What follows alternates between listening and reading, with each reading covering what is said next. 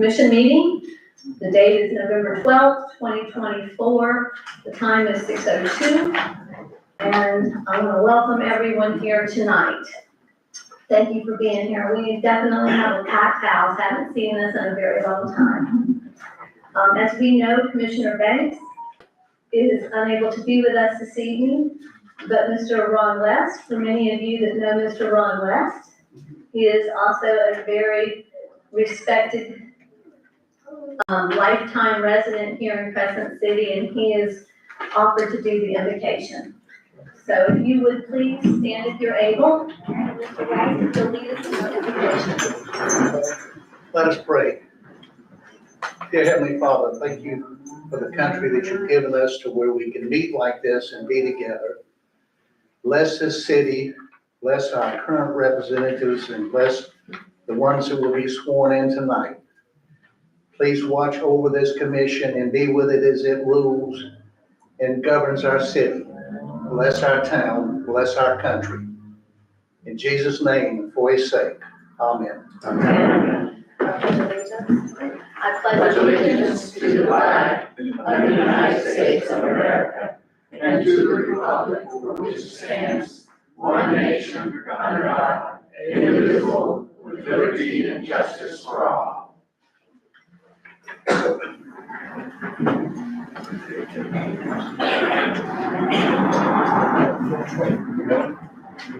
Tonight is a very exciting night in the city, as many of you know, in case you hadn't figured it out. Commissioner Banks is retiring after 40 years.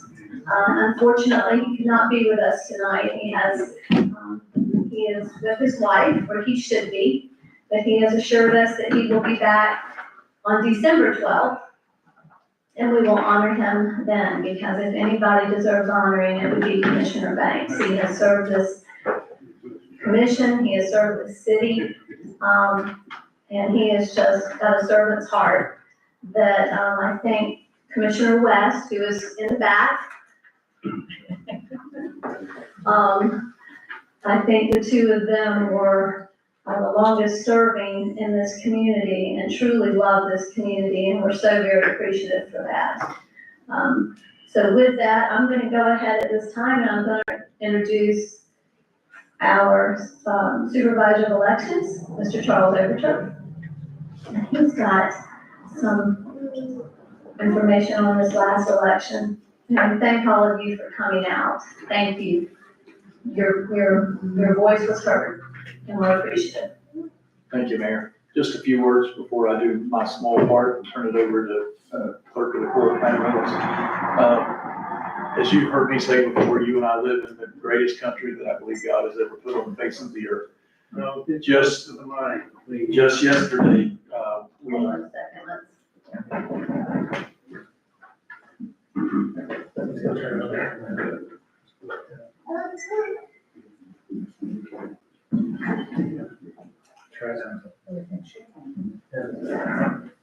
Better?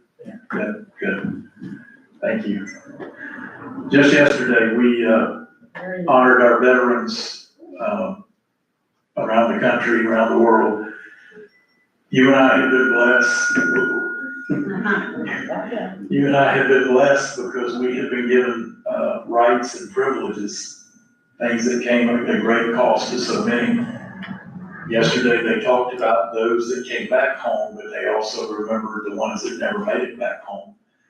And I hope every time that you and I vote, that we do so remembering our veterans, remembering their sacrifice. Elections are wonderful things. It's a time for change. Sometimes we say goodbye to some of those that we have grown to enjoy watching as they lead us. And if he was here tonight, I had some words that I wanted to say to Commissioner Banks. He's a very religious man, and I think there's no better words than to say, well done, good and faithful servant. And I believe that that is exactly what Commissioner Banks is. Tonight, we do welcome into this group a new lady, and so I'll ask her to come forward if she will, so that I can do my part, and that's Linda Moore. And Linda was elected on the 5th day of November. for City Commission for Crescent City Group 3.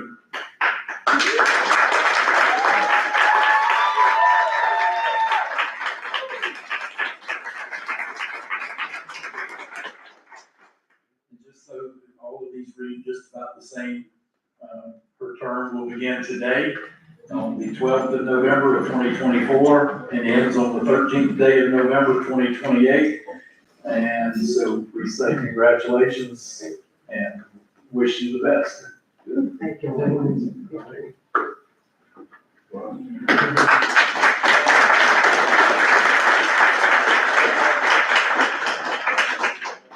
Moving to the commission seat that Harry is giving up this evening. I'll ask Cynthia Burton, our returning commissioner, to come forward. She was also elected on the 5th day of November. She is going into Group 4, and her term will be the same. It starts today, and it will end on the 13th day of November in 2028. So again, welcome back.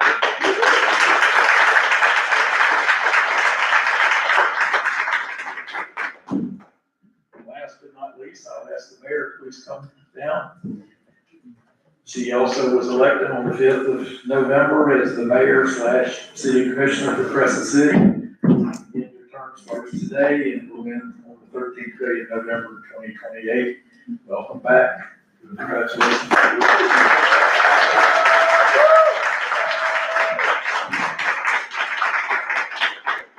With that, I'll turn it over to the big man. Well, thank you, Charles, and I'd just like to, I would echo the same comments that Charles had. You know, I believe we live in the greatest country in the world today, and I'm just so glad to be back in a small town. My roots are in a small town. Being able to participate in the swearing-in ceremony is special to me, so I appreciate the honor of being able to do that tonight, so thank you all. Mrs. Mayor, however you would like to do this, if you'd like to be first up, I have yours first. Yeah, me first. Yes, ma'am. Sure.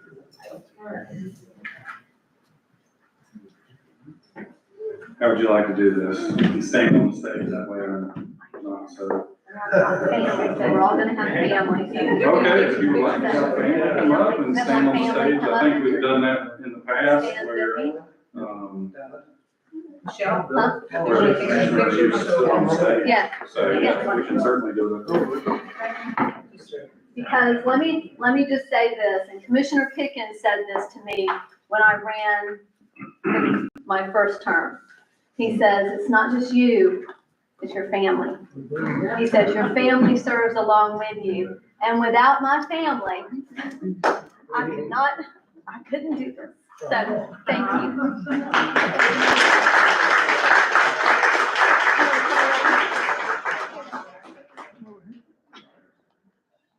This is my daddy, in case y'all, I got his height. I'll do it here so that I can speak in the microphone so everybody can hear it. So if you would, please raise your right hand and repeat after me. All right.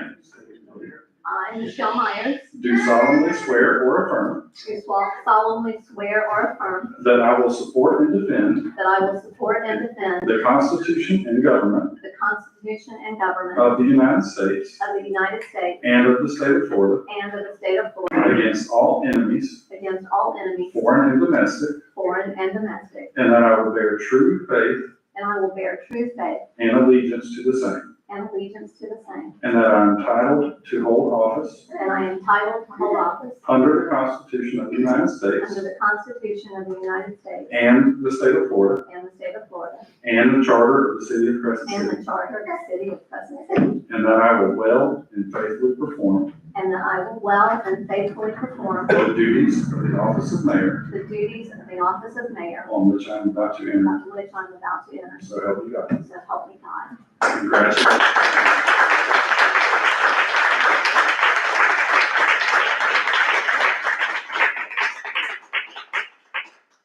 We need a picture, the whole family?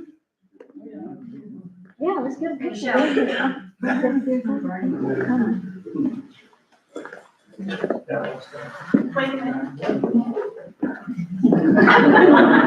trying to get out of it. Here, Mama.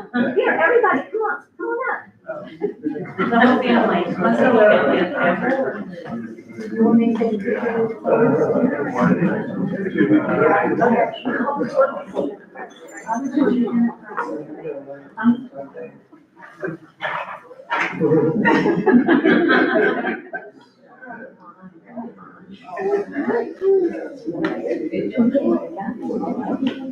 Okay, thank you.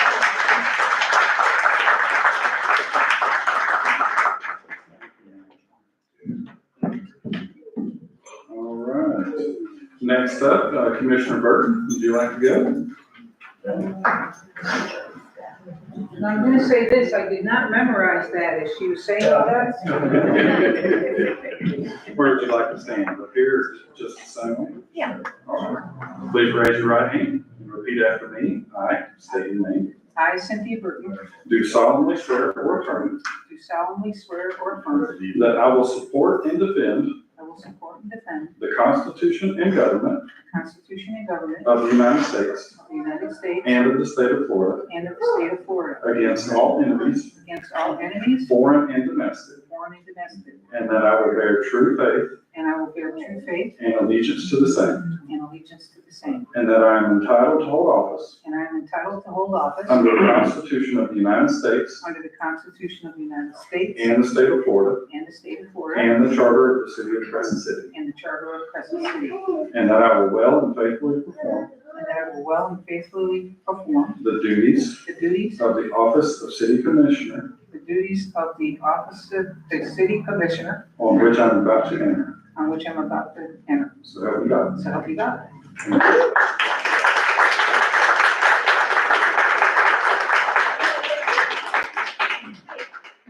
Tracy, y'all get in there and get a picture. Or Tracy. Tracy,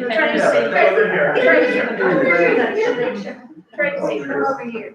The official picture thing. I know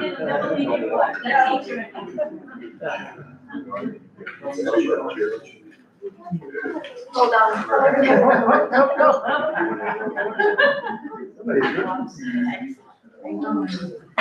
Thank you.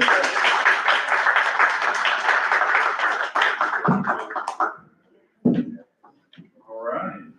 Commissioner Moore, if you would like to come up, family, if you'd like to have your family,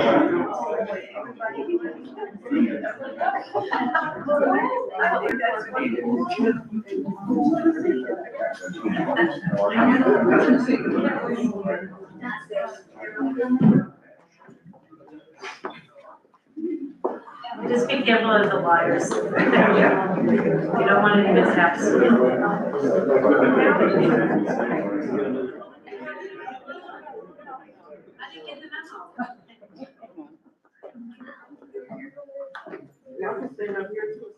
We'll let you and your family have that one, that moment.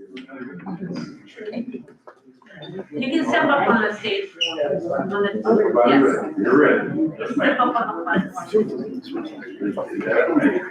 I, state your name, I, Linda Moore, do solemnly swear or affirm solemnly swear that I will support and defend that I will support the Constitution and government the Constitution and government of the United States of the United States and of the state of Florida and of the state of Florida against all enemies, against all enemies, foreign and domestic, foreign and domestic, and that I will bear true faith and that I will bear true faith and allegiance to the same, and allegiance to the same, and that I am entitled to hold office and that I am entitled to hold office under the Constitution of the United States under the Constitution of the United States and of the state of Florida and of the state of Florida, and the charter of the city of Crescent City, and of the charter of the city of Crescent City, and that I will well and faithfully perform and that I will well and faithfully perform the duties the duties of the office of city commissioner of the office of city commissioner on which I am about to enter. on which I am about to enter, So help me God. so help me God.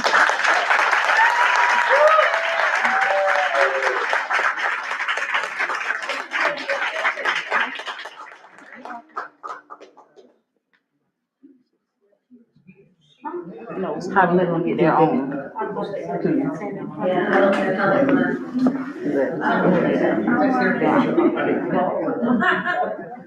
I didn't think the memo about. What's right there? You're on that. Wait, she wanna get one of you and your family. Oh, you got, oh, okay. Y'all take as many pictures as you want to, ever. See you, Blue.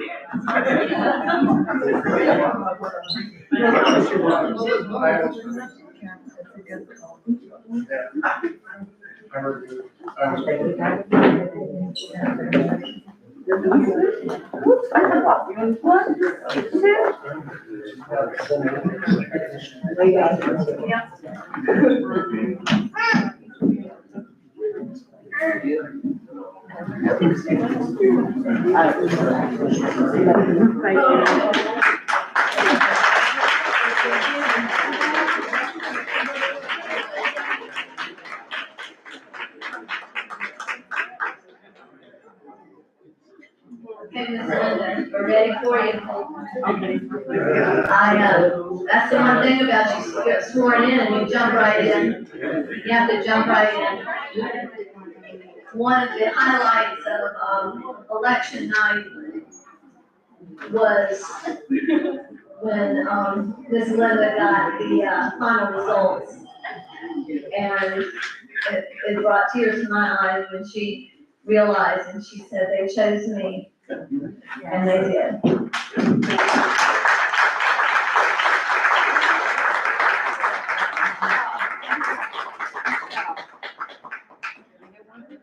picture? Can we clear the water bottle? So everybody, Clear the water bottles. clear your water bottle.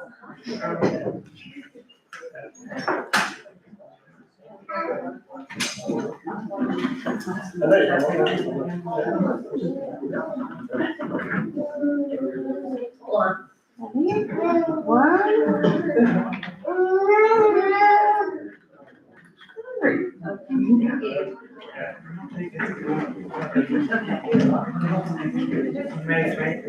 Here, nobody drank that one. Okay,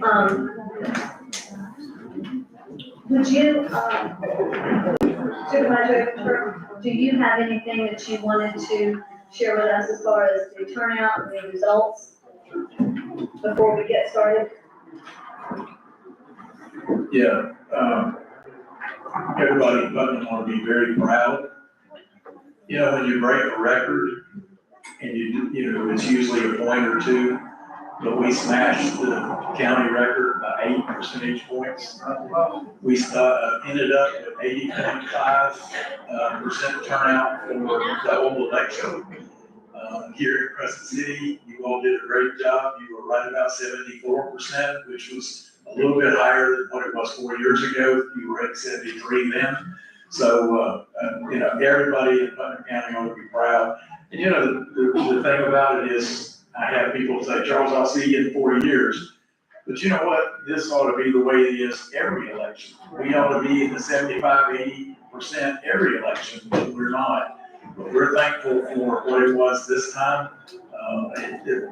You know, it's the way it should be, and hopefully we can, you know, continue that going forward. So, again, thank you for the candidates, and thank you for the public. The voters were great to deal with. You know, we always make a mistake or two here and there, but they were very gracious about it and know that we're trying hard. I've got about 200 workers that I have around the county, so there's a lot of people that, you know, mean well, but sometimes we go about it the wrong way, but we were proud of what we did. But again, thank you to the public for what you did. It was great. We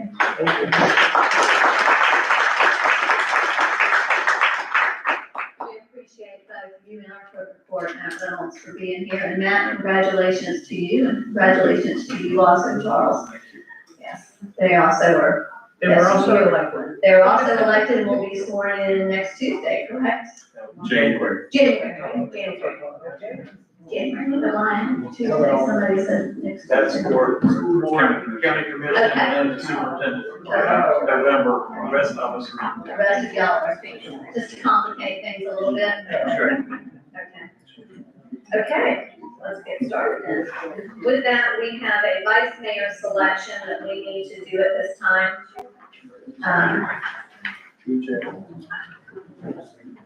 Karen, do we have, I don't know how we want to go about doing this, I think if we want to. I don't know, it was always Harry, so it was like with hands down, if someone said nominated Harry, and that was it. Yeah, So I don't know how you wanted to do it this year, if somebody was interested in, you just took part in it, or I don't know how you wanted to do it, so. And I apologize for not getting. that's okay. Do we have, anybody that would like to be the vice mayor? Actually, I would be interested in this. 4 years of experience at it. So, right. Sure. Want to hear the best? Are you interested in it? Okay. Then, Commissioner Zeta?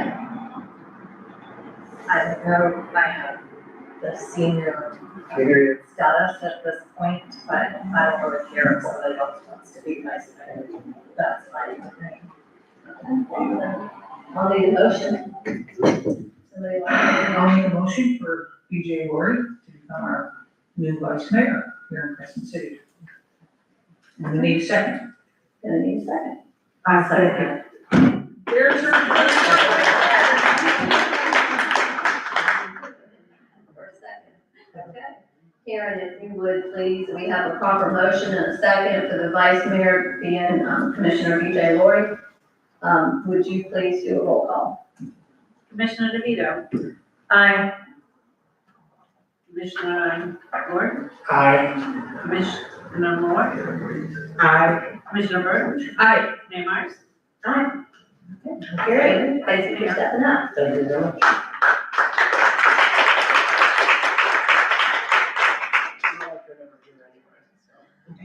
Well, you know, you don't Yeah, run one meeting during a hurricane because you're out of town. Time everything got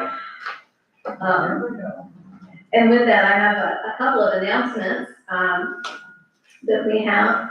So the fall 2024 speaker series, and I'm told for those of you, that enjoy this, we have Ann Colby, who will be with the, Fruitland Peninsula Historical Society, and that is gonna be on November 21st at 4 p.m. And they will be meeting at the, Woman's Club. And I heard that she wrote Wicked St. Augustine, but that she is an incredible storyteller. So that should be very interesting. So please, if you're available, it's 4 o'clock, November 21st, and that's at the Women's Club.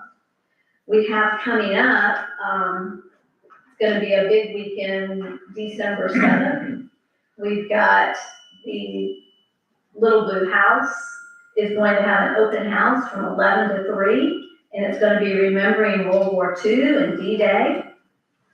Then we've also got, the Women's Club is doing Breakfast with Santa, and that's December 7th from 8 till 11. They're having their yard sale prior to that, November 22nd and 23rd. That's a Friday and Saturday, and that will be held at the Crescent City Women's Club.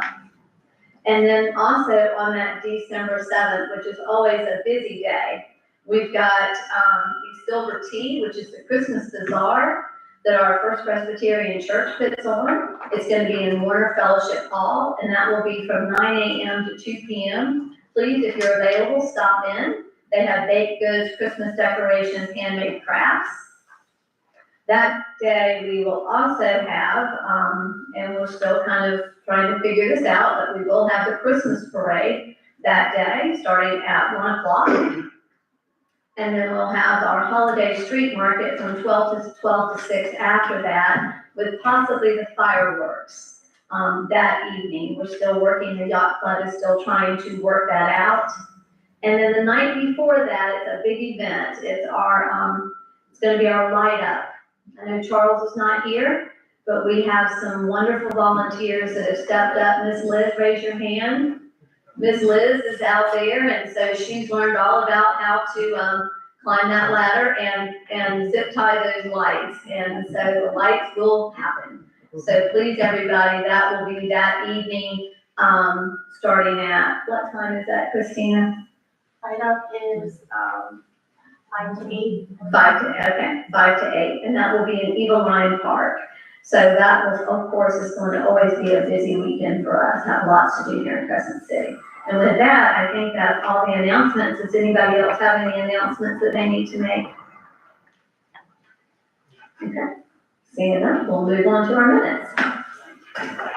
So before you, you've got the May 1st, 2024, that was our master plan workshop. You have those minutes before you. I'll entertain a motion. I move that we approve the master plan workshop on May 1st, 2024. Minutes. Okay, I have a proper motion. Do I have a second? Second. Okay, do we have any discussion? Okay, there's time, yes, Commissioner Davies. Just, I'm not sure, we have, I think, 6 sets of minutes before us. We did. I have not had time to write up corrections to the minutes. I think there are still corrections that are needed, and I've been asking our prior city manager for quite a while that someone besides the clerk read the minutes before they go out on city staff, because there are things, there are improvements, but there are things that still are not accurate, and or at least could be done better. So going forward in the future, hopefully we can make more progress. Okay, and you're fine with that? Pardon? Your point? Well, my point is that I have not had time in this past month to make specific corrections and additions to the minutes. There are some that I think need to be made, and it happens every month.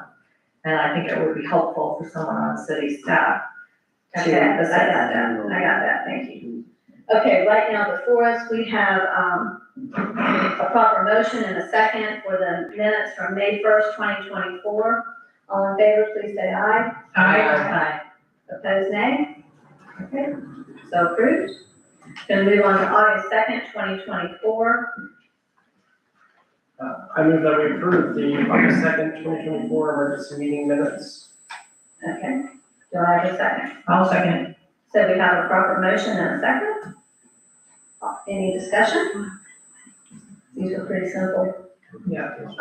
All in favor, please say aye. Aye. Opposed, nay? Okay, so approved. Let's move on to the commission emergency meeting minutes for September 25th, 2024. I move that we approve the September 25th, 2024 emergency meeting minutes. Okay, I'll second. we have a motion and a second. Any discussion?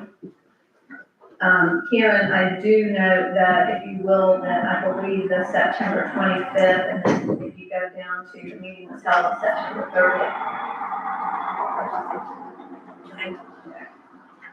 So we will change that.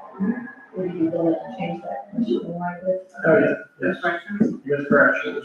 Okay, so we have a motion and a second. Any further discussion? All in favor, please say aye. Aye.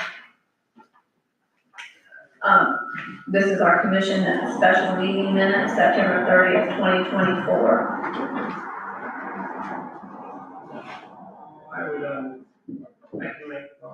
like to make a motion to approve the September 30, 2024 special meeting minutes. I do have some corrections that I sent to the clerk. Did you get a chance to? I did, Okay. I did read them, I didn't have a chance to pass them on though. Okay. There was just some extra information that needed to come out of there. Okay, I think it was her notion she was making the minutes during the meeting.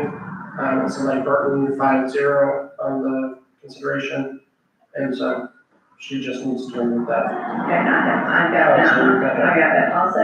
There was any comment? Did we get a second? Did we get a Okay. second? Okay, I need a second. I'll second. Okay. I'm sorry, where are the changes? Because I have one. Where are the changes? If you'll go down to the first change he's making, if you go down to the first consideration of position description, if you go down to the very end where it has the vote, it says Burton 5-0, we're crossing that out. And then I've got it. the second one that I had was at the end, or towards the end, business items under Gullet. Gullett is spelled Gullett. Okay. And then under the next item there, it says obligating the remaining ARPA funds. I wanted to make sure that it says in there that REG Architects, not just REG. That's the name of the architecture firm. And the bottom of that page, it says Commissioner DeVito moved to table the remainder of the ARPA funds, and that just means I should say table the discussion of the remainder of the ARPA funds. She didn't move to table the ARPA funds, just the discussion, Okay. and that was what I had. I have, if you go down to the first, the public hearing, it has, roll call is taken, Commissioner DeVito, the V needs to be uppercase. Thank you. Okay, anything else? Yes, I have two. Mhm.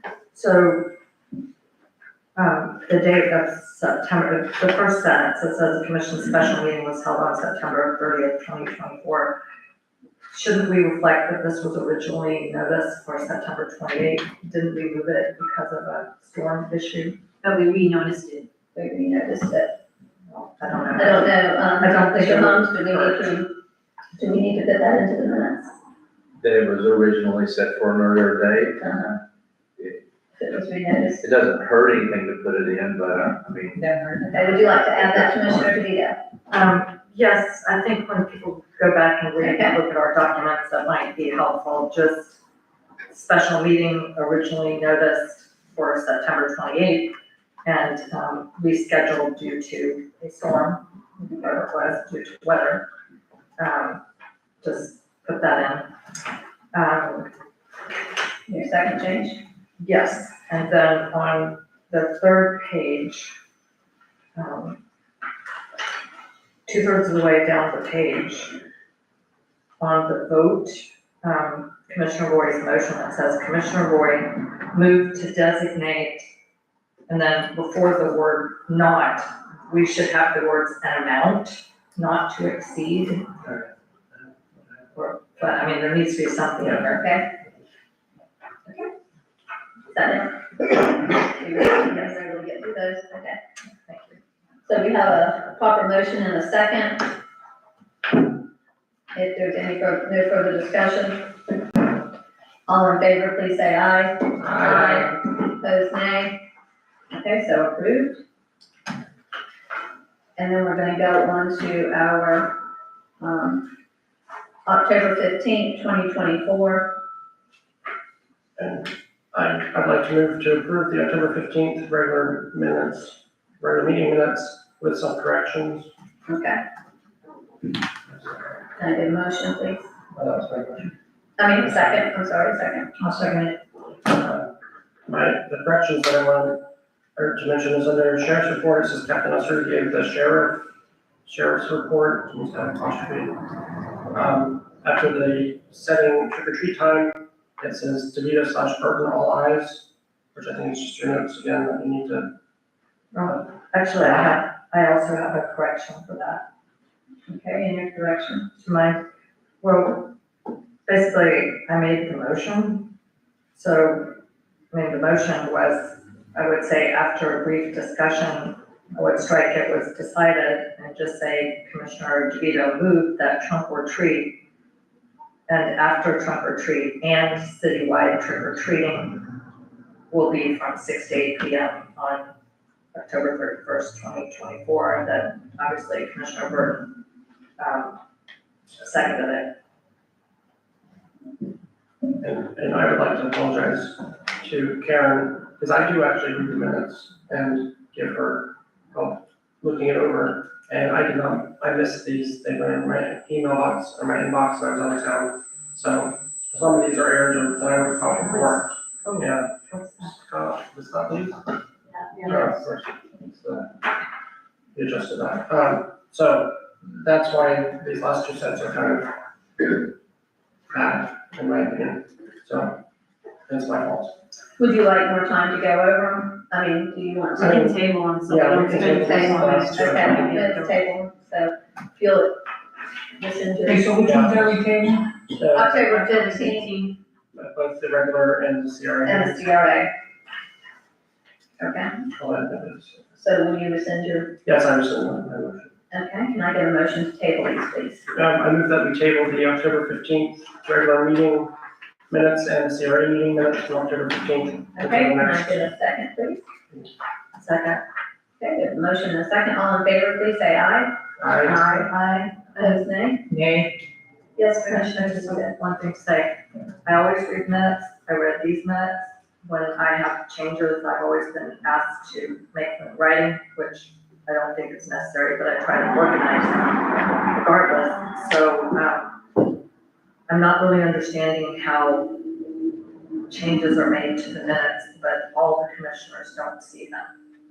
But you were just saying that someone should read them over and help I make sure met, they're correct. I met someone on the city staff. I have a problem with a single commissioner editing the minutes. I mean, that's. Yeah, we should do that and Karen, that's, and I think Karen does that, don't you, Karen? What? You don't, you send us out what we have and then you take everyone's, but you don't change them, you don't change them until we've approved them, correct? So That's correct. That's correct. I have two girls that are, also clerks that help me reread the minutes, and they do their corrections before they even get them, so, but they're no part of Crescent City. But I just thought I heard Commissioner Lori say that he sends corrections to Karen that we don't see. That are just incorporated. There are, I look for typos, that kind of thing. He doesn't correct them as in. No, Puts words she in takes there. she takes the file that I send to her and she makes the changes. So I just point out things that, I highlight things that are wrong. So I think what Commissioner DeVito is saying is that Karen, any changes that the commission makes, they should be shared with all the commission, and they should not be taken into account until, we've had a chance to look them over and agree to those changes. Is that correct, Commissioner DeVito? That's what I've always understood. So as we go forward, Maybe, ma'am, yes, sir. maybe in the interest of efficiency, you might send her a red line. Yeah. Or underline, strike through, and then she could bring that to the commission, and the commission could decide whether or not the modifications are acceptable or they aren't. And it would save time for us. Thank you. That is what I send her, so she should just distribute that. Did we voted on this tabling those, correct? Yes. Yes, okay. Then let's move on to our, public comment section. And right now, I think I just have, Mr. Newbold. Who would like to speak? Yes, I want to report from the Blue Ribbon Committee. Is this a proper place? Well, I thought we put that, We didn't put it in. I didn't have time to put it in. you didn't have time to change it? Okay. No. Okay, so yes, sir. Then I apologize because you asked that, that be put on there, so. I'm John Newbold, and I reside at 566 Old Highway 17, Crescent City. I'm a member of the Blue Ribbon Committee, which is the committee that relates to the acquisition of the Miller Intermediate School here in Crescent City. The first thing I'd like to do is just to congratulate Linda Moore, who comes on the commission replacing Councilman Banks.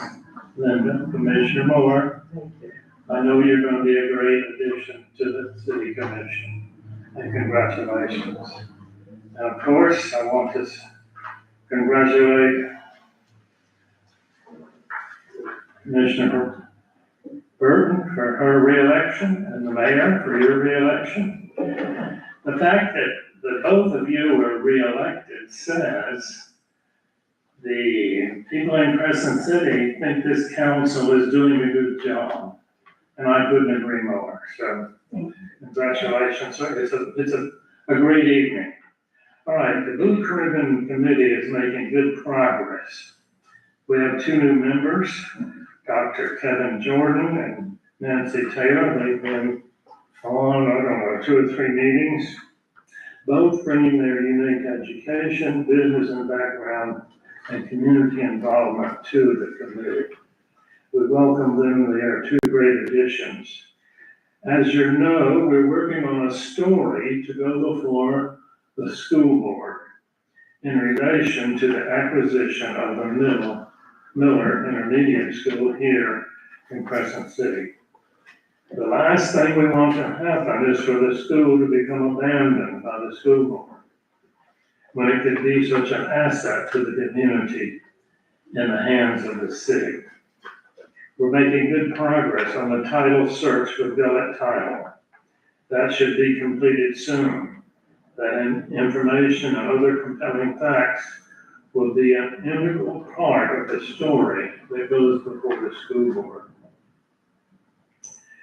In order for it to be a win-win situation for the school board and the city commission, the REG Architects project proposal regarding the school is moving forward. Now, of course, we will come before the city commission first, looking for your endorsement. We will present a financial plan that will not burden the city. It will be something that is realistic and can work for the betterment of the city and the school. We hope to do that by the end of the year, but if not, it'll be in early January. So we think we should come before you and keep you up to date on what's going on with the Blue Ribbon Committee. And that is my report. Thank you.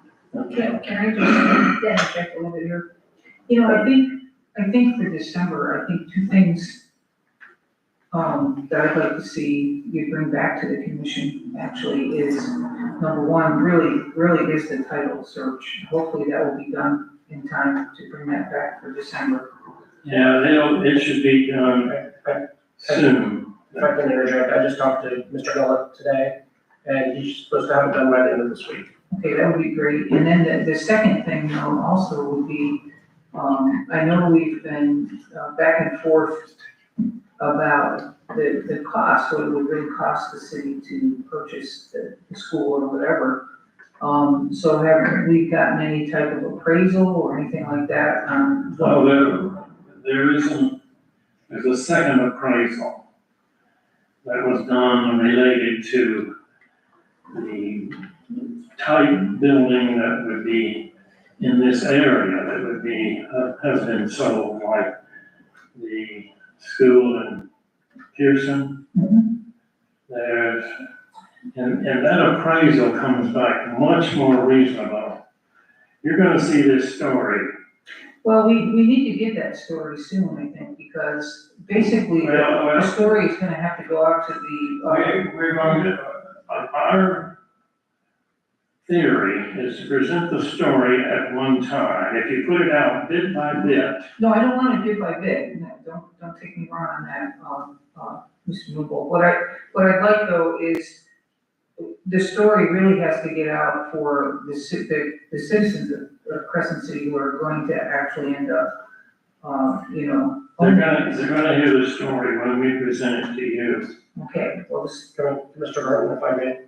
The idea and what we have talked about at BRC is, first of all, they're going to, once we have the narrative and the presentation put together, it will come here to the city commission first, and it will be seen before anybody at the school board sees it.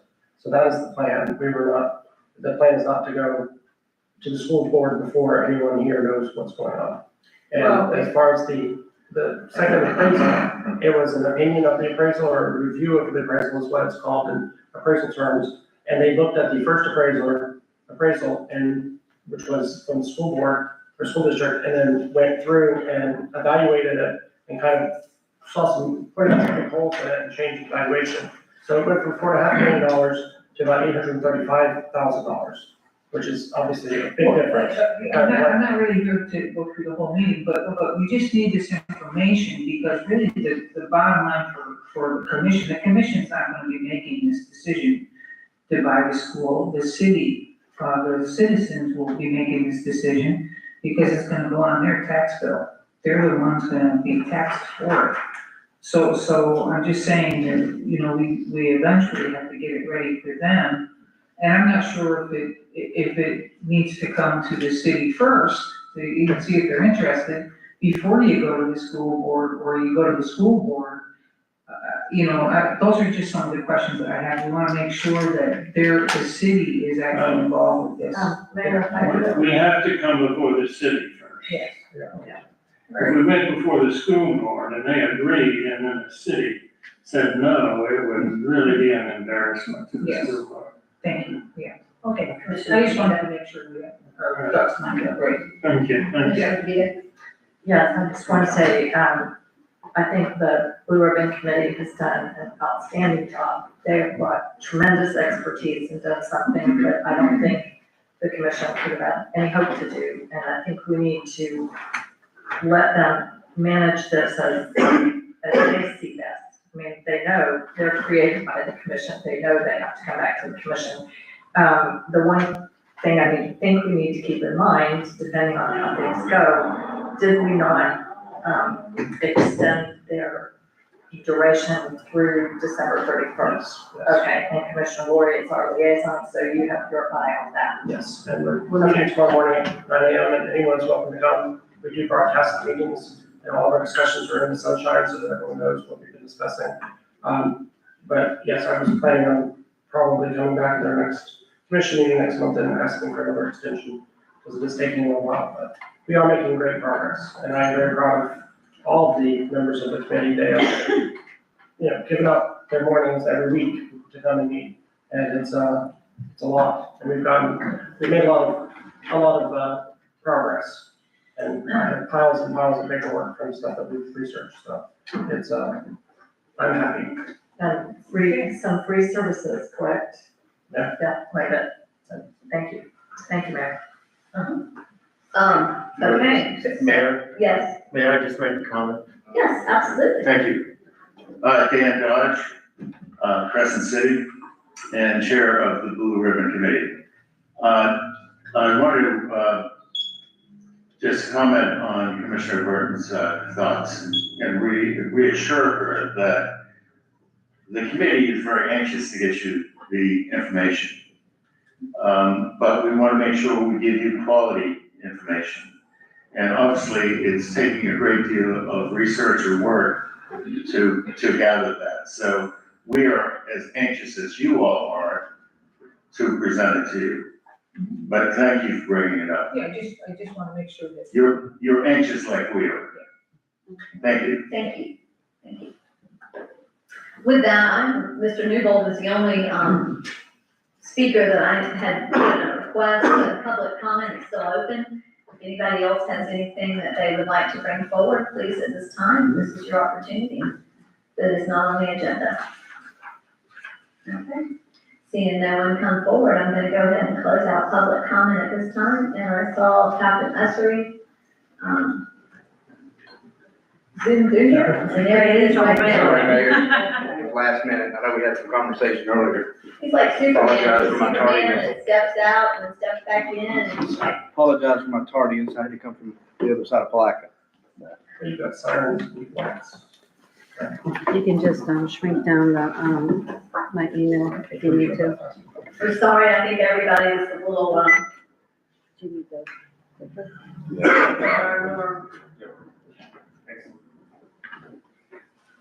it's kind of like meeting on a Tuesday, though. Yeah, it is. I just had a whole heap of that.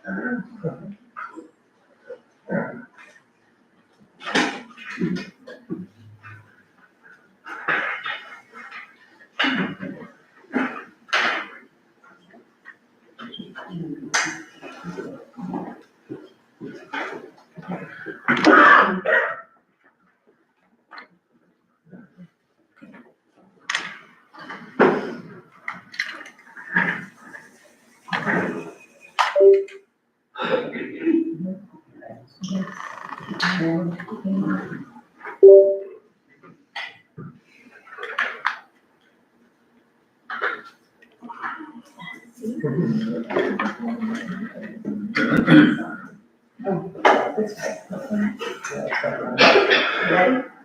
All right. Oh, oh, oh, Yes, Good evening, everyone. And Commissioner DeVito, if I can address you first, I know you had some questions about the sheriff's office report. However, I wasn't prepared to give an answer for that tonight. If it's okay, I can answer you an email. And specifically, when we start talking about some of these cases, if you have some general information that you would like to have, I can provide that to you at that time. Sure, I just want to give you a heads up. I know you're very busy and, you know, yesterday was a holiday, so no worries. That's okay, that's okay. So first off, trunk or treat went off, I think, with the blast. From what I heard, everybody was safe. That was the main thing we wanted there. Seemed like everybody had a good time, so. I was told our sheriff was down here.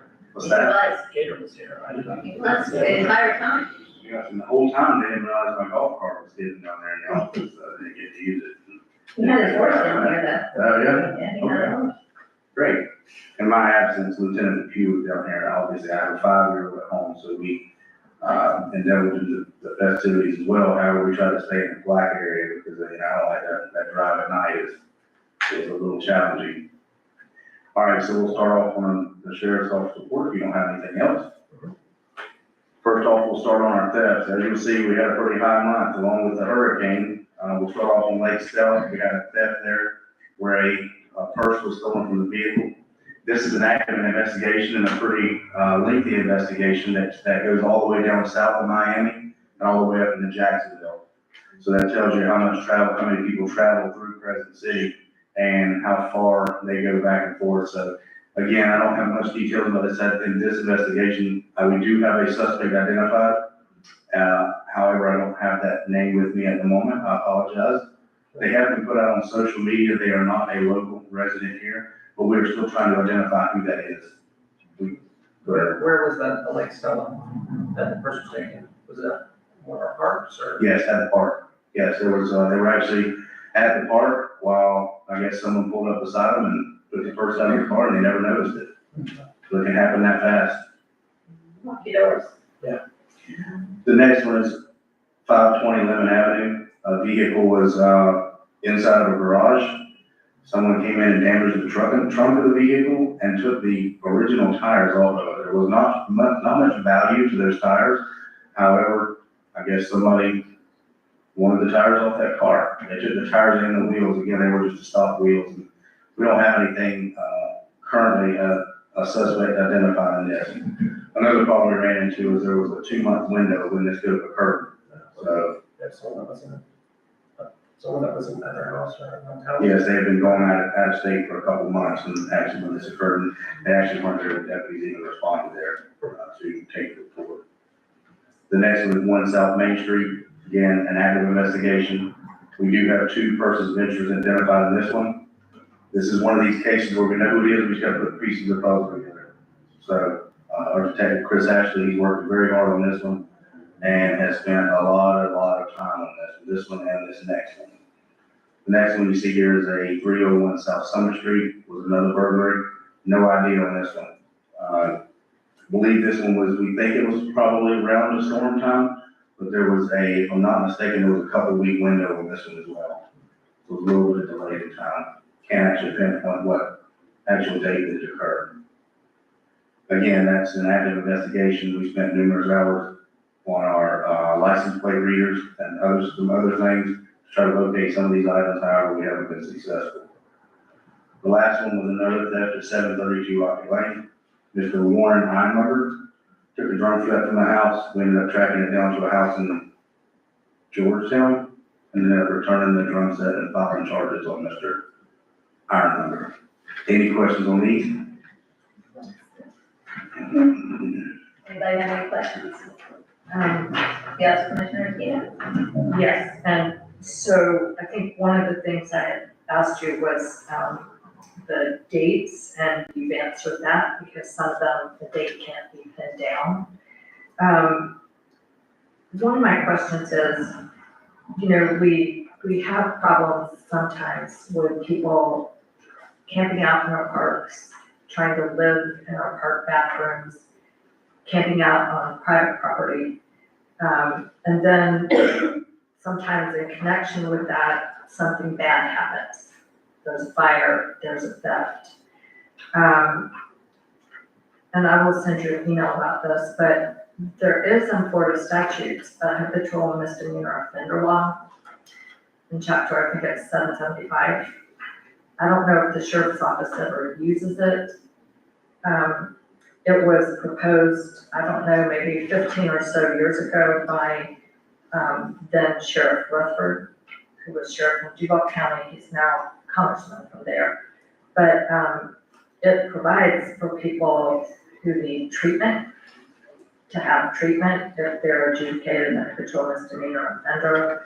I don't know for sure, but it occurs to me maybe an inquiry should be made. Do we have some people that could be helped by this law and as well the community? Because I don't know, sometimes there's nothing you can do, but if there is something proactive to do, some of these people on this theft list have been really victimized. Absolutely. One in particular I am thinking of, the property owner and the tenant. So, I guess I'll get with you later about that. Perfect, yeah, get with me about that, and also, with that in mind, we have a prolific offender program also that scores points with people when certain things happen with all that stuff. I can explain that to you, because I can go in depth on that for a pretty good while. And you mentioned what was that you mentioned about the Habitual. habitual offender? Yes, the misdemeanor, we use that a lot on retail thefts, and it actually makes it a felony charge also. Right. When you But maybe we could talk later because there's some other offenses that count that might be relevant to what's going on here. Absolutely. You would know that better than me, but we could talk about that. Okay, perfect. Thank you. Any other questions? There's any other questions?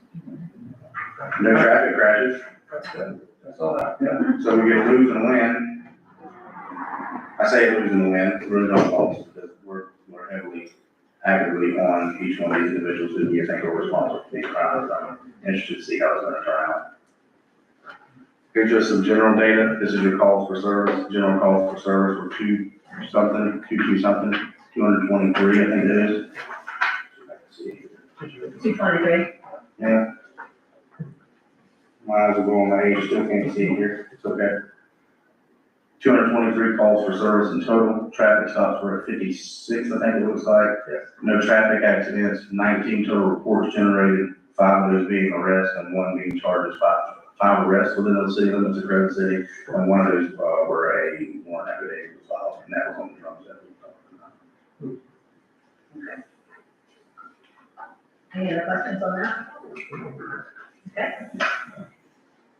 That's the numbers we just spoke of. I told you where they're coming from.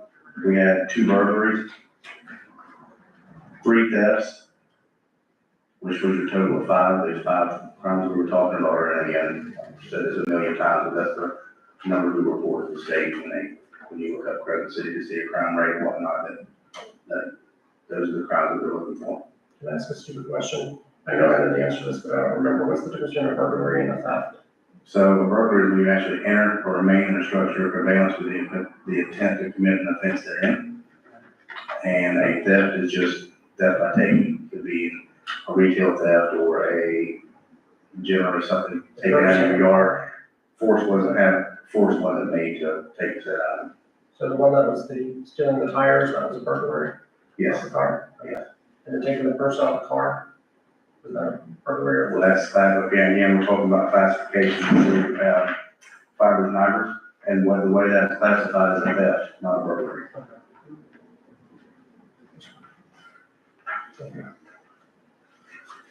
No matter where you are, you have to be, no matter where you are, you have to be cautious. Oh, absolutely. Yeah. Yes. And just be vigilant with that. It feels like you don't have to lock the doors, but it's just smart to do. I saw something, and we women, this is something, we put our purses oftentimes when we're at a restaurant, we'll put it down. And I saw a video where somebody was sitting right next to them. A friend of mine had her purse stolen, and they literally took their foot and slowly inched the purse back behind them without her even realizing it. I mean, so it's just, it happens, you just have to be careful. Well, I think sometimes we can be overly cautious too, to where we start getting ourselves stressed out and then we start having these false narratives of, you think, hey, you know, you hear somebody breaking into your house and, you know, just try to be as safe as you can and as smart as you can with some of these things. But thank you for keeping us safe. Mayor, Thank you, yes. if I could, but one of these burglaries was actually a break-in to a locked residence, correct? Yes, Right, of which, that was bad. oh, yes. But they were not there, correct? Were they there at the time? I So don't think. I don't wanna give false Okay, I know, information, I just- but I I think just there was a don't couple wanna weeks, yes, I think there was a couple weeks. There's a difference when there's a occupied There's an burglary occupied, and unoccupied. goes to another, okay. And we have, like I said, even in that case, that you're speaking of directly, we do have two, individuals that are persons of interest in that. Right, so there was, as I understand it, there was a lot of damage. Yes. I happened to get to go to Treasure Street, on Halloween. I really enjoyed myself thoroughly. I was in costume and everything. And everybody that was there, looked like they were having an amazing time. And so I want to thank the sheriff's office, you guys, all the stops. And everybody else that was out there too. We had a lot of local organizations giving out candy. And I know a lot of them ran out of candy. And then they got more candy. I think Mr. Millard actually dropped some off with the Downtown Partnership. Just happened to walk by and get them candy, which was great. They were running out. So it was really fun. It was great to see everybody out having a good time, adults and kids, you know, all That was ages. a great night. And I was master dog, by the way, in case you didn't know. I was not a convict. It was orange. It was orange, but he was not a convict, he was an astronaut. It had that. They gave all the candy away that was in my office. Yeah. Was it your It was a lot.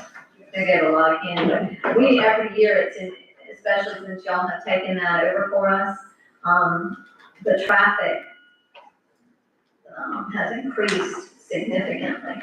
And this year, I know down South Prospect, a lot of the houses they were out of candy by a little after 7 o'clock in preparing for a large crowd based on last year.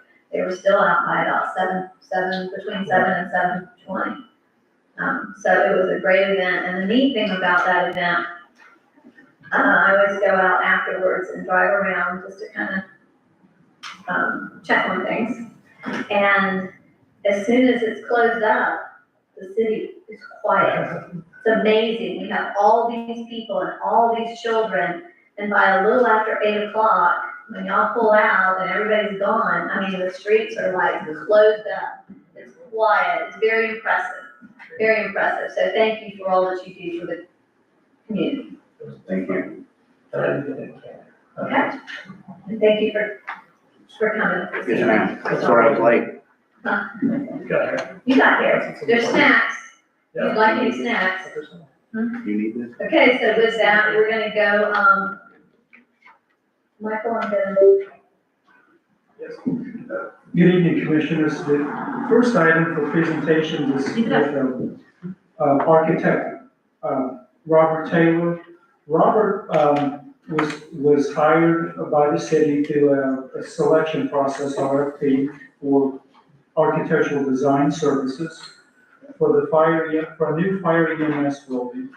As you probably know, the fire chief in the city has been in discussions for a few years on putting together a modern fire EMS building that would be sufficient to both house personnel and what I would call moving stock equipment, trucks, so forth, to have a sufficient service station on the existing city-owned site.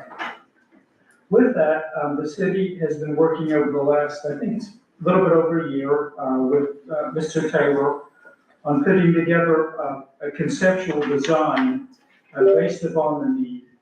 Mr. Taylor has worked with the fire chief, the former city manager and staff on putting together, again, a conceptual that would be able to be presented tonight. So Mr. Taylor is here to kind of give an overview on the conceptual and to seek guidance on moving forward with the actual final design, which would take place in order for it to go through the permitting process and for construction. And just another item, the city did receive through a request, a state appropriation in the amount of $1 million that will help with this effort.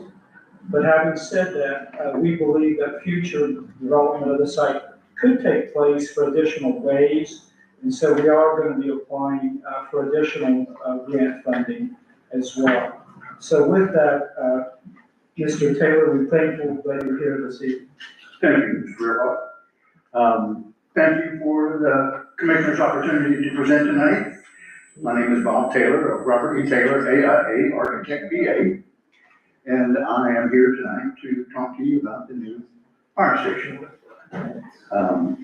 Our design team consists of Mr. John Grady, PE, who is a structure and civil engineer. He is with Structures International in Jacksonville. Our mechanical, plumbing, electrical, fire detection, alarm, and fire sprinkler engineer is Matt Miranda out of Ocala. Worked with these consultants for many years and have a lot of opportunities, great time.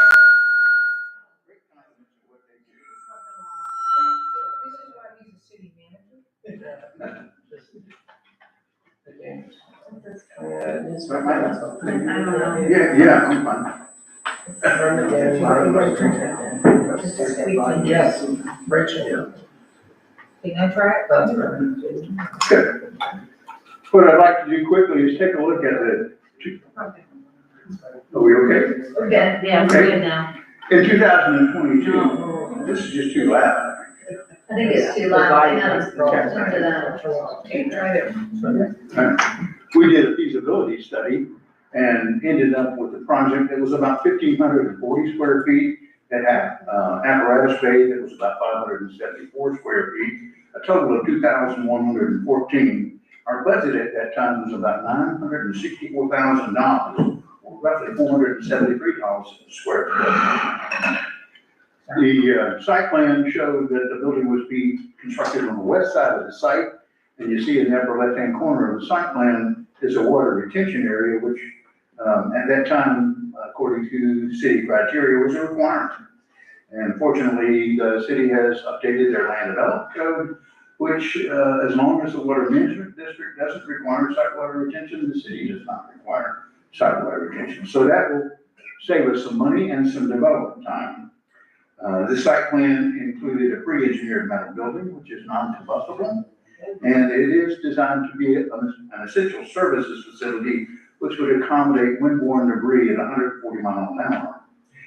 There was no new paving except for a driveway, and that little rendering shows you what it would have been. It was basically a metal building. This is the new site plan. It shows the new building constructed on the east side of the site. In the middle is the existing facility, and interestingly enough, the site was designed where it's currently zoned as a general commercial, but I think it can be rezoned to public facilities, which will accommodate this design. Also, with the updated land development criteria, site water retention will not be required, which will save us a lot of money. There's no new paving. Basically, we'll try to reuse what's there, and that should save some money as well. This is a floor plan and exterior elevations of a A-frame low slope gable roof design. One of the concerns that we had was the water that would be shed from the roofs would be directed away from the existing building. This building design would accommodate that function. The water would be shed to the north and the south, and therefore it would not discharge to the existing building. The building would be fully sprinkled. It has a stucco exterior with some metal fascia and metal roof. And again, this is a wood frame conventionally constructed type 5B building. It is combustible, but it can be made fire safe. It will be fully sprinkled. And that again should save us some money. This is a view looking at the building as you were coming down Summit Street on the north side. This floor plan is a little larger than the other. It's 2,027 square feet. The apparatus bay is 574 square feet for a total of 2,600. The budget is $1 million. Our square foot cost would be about $384. And it shows a parapet front with shear walls separating segments of the building. It does have a low slope roof to pitch the water to the north and the south, and has similar materials in stucco in the middle, fascia with a metal roof. This is the building, looking at it from the south side, and you can see the shear walls which separate the main building from the apparatus bay. Again, the slope roofs will pitch the water from north to south. This is looking at the apparatus bay from the southwest corner, and notice the shear walls. The door that's shown at that location can be positioned just about anywhere to provide access to the existing facility, and there will be a covered walk connecting this building to the new building. This is the rear of the building, showing the apparatus bay would allow ambulances to circulate back to the yard. And there's a door there for the mechanical equipment, and the northernmost door is from the dormitory facility. This is a different design. It took advantage of the pitched roofs for the rear of the building and the parapet design for the front.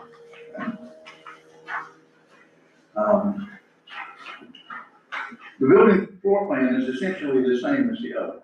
Okay?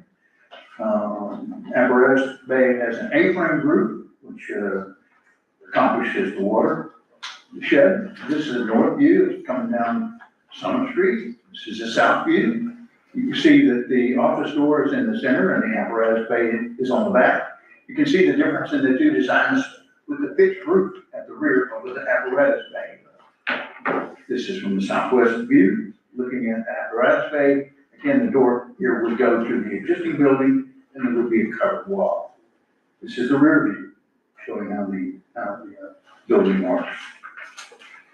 In summary, the 2024 program is about 2,027 square feet in the living area or the operational area, 574 square feet for the apparatus bay, or a little over 2,600 square feet total. Our budget of $1 million is about $384 per square feet. The difference between this and the original design in 2024 is it includes the 5 dorm rooms, the day room, the kitchen, ADA accessible restrooms, but it includes 2 offices, medical storage, as well as the laundry and mechanical area. The site water retention is not required, we're hoping, and this is a wood frame construction type 5B. No new paving to speak of, the building would be fully structured, and again, it's designed to be windborne debris, 140 mile an hour resistant.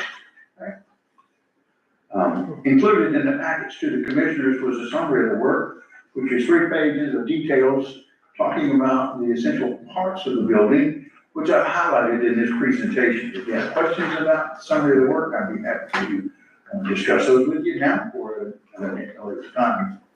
Lastly is the AIA agreement, which we have submitted to the commission quite some time ago, as a matter of fact.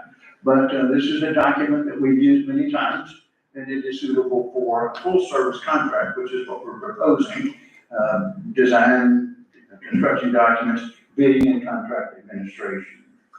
Okay. I wanted to remind you that I've been an architect in Florida and have practiced architecture for more than 50 years. I'm a member of the American Institute of Architects. I'm certified by the National Council of Architectural Registration Boards.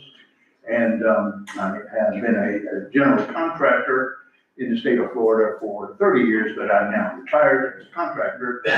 I've been recognized as a citizen architect by the AIA National Board of Directors, and I've been honored by the Florida Trust for Historic Preservation for our work on the Tillman House.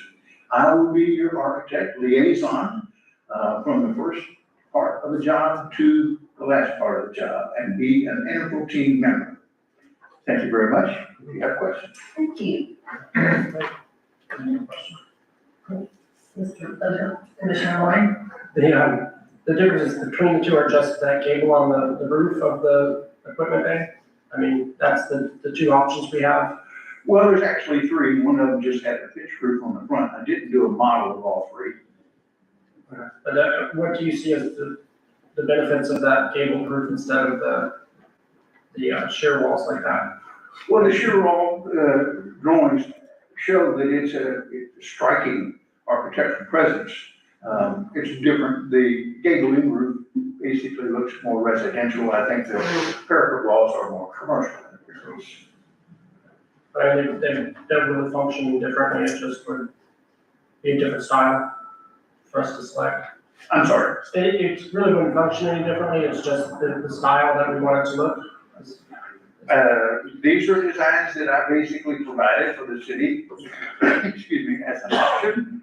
And if you, the commission, decide that you want to look for something else, we could certainly go for something else. I'm sorry, is this replacing what we have on site now? I'm gonna ask the chief to come forward, because ultimately, this is, I mean, the chief needs to weigh in on this too. Good evening all, welcome Commissioner Moore, thank you for being here tonight. As you've heard what Bob's been talking about, we've been working together for a few years on and off with this program. This doesn't completely replace the station that we currently have, there wasn't enough funds for that. Working in possibly 2 or 3 parts to build this out. The initial build for Commissioner Moore, as you were speaking, yes, those designs are just 2 different designs. They will function exactly the same. I think that's what you were asking. There's no difference in function or anything internal. That's just appearance external. The one with more commercial, one residential. Commissioner Burton, what this would be phase 1 of a multi-phase building to complete that. This would get the ambulance brought into town that everybody's been hoping for last 2 or 3 years. Right. This would also give us updated current dormitories for our people and give us a couple offices for transitioning to phase 2. So this is being, what we have now, okay, In addition to. in addition to that. And And so- how are you gonna combine both of them? So the goal here is, because we don't have enough funds to do one complete project at this time, is to prepare this, and in case the second project doesn't go through in the near future, we can still function with both buildings currently operating. And then as we transition to the new section in the future, this will still give us operational needs will be met, then we can form new bays and stuff for the future. So what we looked at, and I believe it was Mayor Myers that actually said, can we put it on the other side of the building? Great idea, save us a lot of money and time of doing, water runoff and things like that, but it puts it out in the front, moves it up to the front, more closer to 17, it's more visible for people coming by as well. And then, like I said, it prepares us for a transition to phase 2, which is the goal, to be a complete new building ultimately. So this one, like I said, would house all that, would meet all the current needs, and would get the ambulance and its crew into town. Would be separated by 10 to 15 feet at this time, the buildings, with a walkway to the building. So it would still function as both, but that would be the full-time dormitories. Right now, we have temporary dorms. They cannot be used as full-time, they don't meet current codes and stuff, so temporarily, we can have some people there, storms and so on and so forth. But this would meet all that need for future plans. And all this is gonna cost us $1 million. That's the goal, is to try and stay around that number. Okay. We all know what construction costs go daily, so the longer this takes, we never know what it's gonna cost. Okay. Can I ask a question? Yes, Is the design of this building such that it would accommodate female firefighters as well? Yes, as well. There's separate dorms for each and separate bathrooms for each. I saw that. Yeah. Any other and questions? this is also hurricane, Yes, because right now, you don't have that at our. correct. Our current building, I current- believe, was 74, 76, and it doesn't meet any type of current codes. And so, what Mr. Taylor's done is brought us into the present day and hoping for the future with his design and plans here. Commissioner DeVito, look like you may have questions. Yes, I do. So, and this is really for the city manager, or maybe the mayor, and don't know. So it's my understanding, we have $1 million that we are holding on to that was appropriated by the legislature. Is that correct? Yes. So what is our deadline to spend those funds? 5 years, I believe it is. That is correct. Is it 3 or 5? 5. It's 5, We have 18 months for design. We have to have a design back to the state within 18 months. okay. And then we have a total of 5 years to have the money spent. So where are we on our 18 months for the design? Ahead of the game. Yeah, because- Yeah, Because- because it just appropriated that, I mean, so We- it just, We just received the It was this appropriations a year. couple months ago. it was this year, Right, so it was 24. yes. Okay, so that gives us until spring of 2025 to complete the design. 26, Okay, 18 months. Okay. So you have a year and a half. We have a year and a half Okay, before you're we not- get got it. Okay, I'm gonna run here. So the $1 million, we may or may not come in under budget, correct? Correct. Okay, so we have to issue, where do we go if we don't come in under budget? I'm wondering if Mr. Taylor has an estimate for, what we should plan for, and also, I was looking at the documents, we have to come up with the funds for the architect fee, correct? We've already done that. Is that in our budget? That was already, I believe we did that through, I believe when Charles was here, you guys voted on that and approved that part already. yeah. Somebody would have to verify, but I believe that was done when Charles was still here.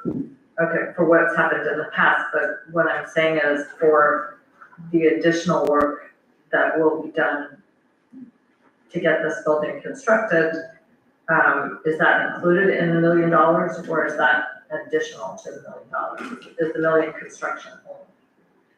The million is for construction alone, architecture, engineering fees are separate. Okay, and we've already appropriated those? Those funds were put in the 5-year capital improvement program. What we can do is we'll get back to you tomorrow on exactly the fund account. I don't have that with me right now. Okay, and then Mayor, if I could, my last question, well, 2 questions. So I remember when this was first proposed, the late Mr. Stagey, a local retired architect, was concerned about the compatibility with the historic district. The building is, I don't know, I guess the front part, the back of the site is residential. This building is going on the 17th Right side. on 17. Correct. In the parking lot. I think it's still in the historic district. I don't know, but, so at some point, we're going to have to choose a design. Is that right? Yes, ma'am. Okay, and then, 2 final questions. I asked about the parking, the drawings that we were given just says the parking will be sufficient, it doesn't say where the parking will be. Do you have any idea where the parking is? The majority of the parking will be as it is now on the south side of the lot. Okay, There'll be plenty of parking across the front. We'll also have parking in the back. Currently moving into the front, opens that whole back side that we have currently is just an open lot. There'll be plenty of parking around to the rear of the station as well. so would we have to build a parking lot? No, part of that, most of that is paved already. And we don't have that many people parking there either, Just so. the parking up front will be mostly for any, public or anybody like that. Most of the firefighters will park around to the rear. Okay, and then finally, in the earlier design, that we saw, I don't know how long ago it was, it was somewhat distressing. There was a new driveway in the design. I don't see that. I don't see like a site plan. Just see- So on that one, that was something that Charles had discussed with coming in off of Main Street. No, I think it was off of Eucalyptus, but, Yeah, the old design, right, it did come in off eucalyptus, right, and we had a concrete drive to access eucalyptus. right, but I didn't finish, I'm sorry. I'm sorry. So what I was concerned about was when I looked at those drawings and I asked about it when we looked at the drawings, and I know I asked Charles about it. To put in the driveway, the drawings took out a very large, heritage oak tree that, I don't know, a few feet, moving the driveway a few feet could have Yeah. cut the tree. I don't know why the tree was removed in the architectural drawings, but when we spoke about that, the tree was not to be removed. The driveway was going to go around the tree. Okay, because it's one of the few. And that would be down the road in phase 2. Nothing would change on that aspect Right, unless we get more appropriations or more funds to go to phase 2. okay, that's my question. Thank you. Just, it seemed a little bit, needless. The old drawings and the new drawings are completely Yeah. different. So Right. that, a lot of that's changed. That whole part is completely gone for now. And that will be addressed down the road. And Charles and I had spoke about having a driveway come in off of Main Street actually Sure. to eliminate some of that issue as well. Okay, thank you. So you're welcome. Does anybody have any Any other other- questions? Commissioner? One more question, how How far is this building gonna be from the other one? I thought I saw it on the site plan, but I couldn't read it on my. How far from the other building? Yeah, the new building and the old building, like you said, that walkway. It's shown about 10 feet. Okay, that's what. When the property, well, the property's currently as general commercial. Right. And the setbacks for general commercial are 25 feet. So it's- The other dimension line on that site plan is about 25 feet. And with the building as it is designed, it actually encroaches in that 25 feet. By changing it to public facilities, the setbacks are virtually eliminated. We wanted to keep it close to the existing building so that it could be facilitated when we add the additional construction. So the 10-foot limit, the 25-foot limit kind of goes away. I was just trying to gauge the actual distance. Now, and one other thing, the ambulance bay or the ambulance that'll be relocating from Union Avenue, how many people are on that crew that are usually? Two. Two? Okay, so then even with the five, there's not gonna be a problem with you guys not having dorms And and. not at all, and in the current space, we've incorporated 2 office space in here. That way, prepare for the future, so if something was to happen, we could also incorporate one of the offices as a dorm if I'm needed, sorry. but I believe we have Is plenty. somebody playing something? I keep hearing some chirping. Is there chirping somewhere? Someone's. Okay, Sure. sorry. But yeah, there's plenty, that was the idea. Me and Bobby went back and forth. We removed some, added some, and I fought to keep what we had just in case we did have extra crew members there. And like I said, we do have office space that will be dedicated for future use as well. That can be incorporated as dorms in the meantime, if needed. And obviously, you've kept the county in the loop on this whole conversation, Yes. and they are all on board. Commissioners, just in addition to this, the property immediately adjacent to it on the north side, the zoning district is public buildings and grounds. The city owned, which the fire station is on, is not public buildings and grounds. We feel that it's recommended to bring forward a recommendation to both the planning commission and council that this particular parcel be rezoned to a public buildings and grounds, so that it's consistent. In addition to that, it will assist in also some of the setback requirements as well. Well, I think the reason why is this used to be Miller Enterprises maintenance facility years and years and years ago. And that's also, I just. The changing that to the public building and grounds creates the entire block of the same. Which is fine, I mean, it is now, I mean, it's an institutional one. We have a bird. We have a cat. There's something up inside that. I'd be a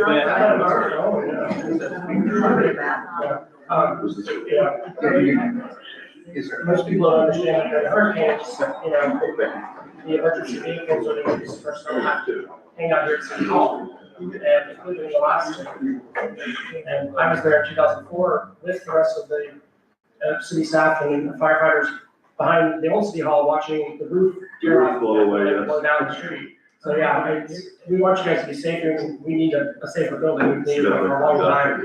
So I think this is a good first step. And we'll be able to face this though, Bob, you can, I mean, this is gonna work fine just to keep adding on to this building to replace it. That's one of the benefits of the wood frame structure. It's fairly easily modified. So we talked about that. Perhaps the current apparatus bay would be utilized as more of office and living facilities, expanded day room, and then the new apparatus base would just continue to the west. So where are we going with this time? We need to approve.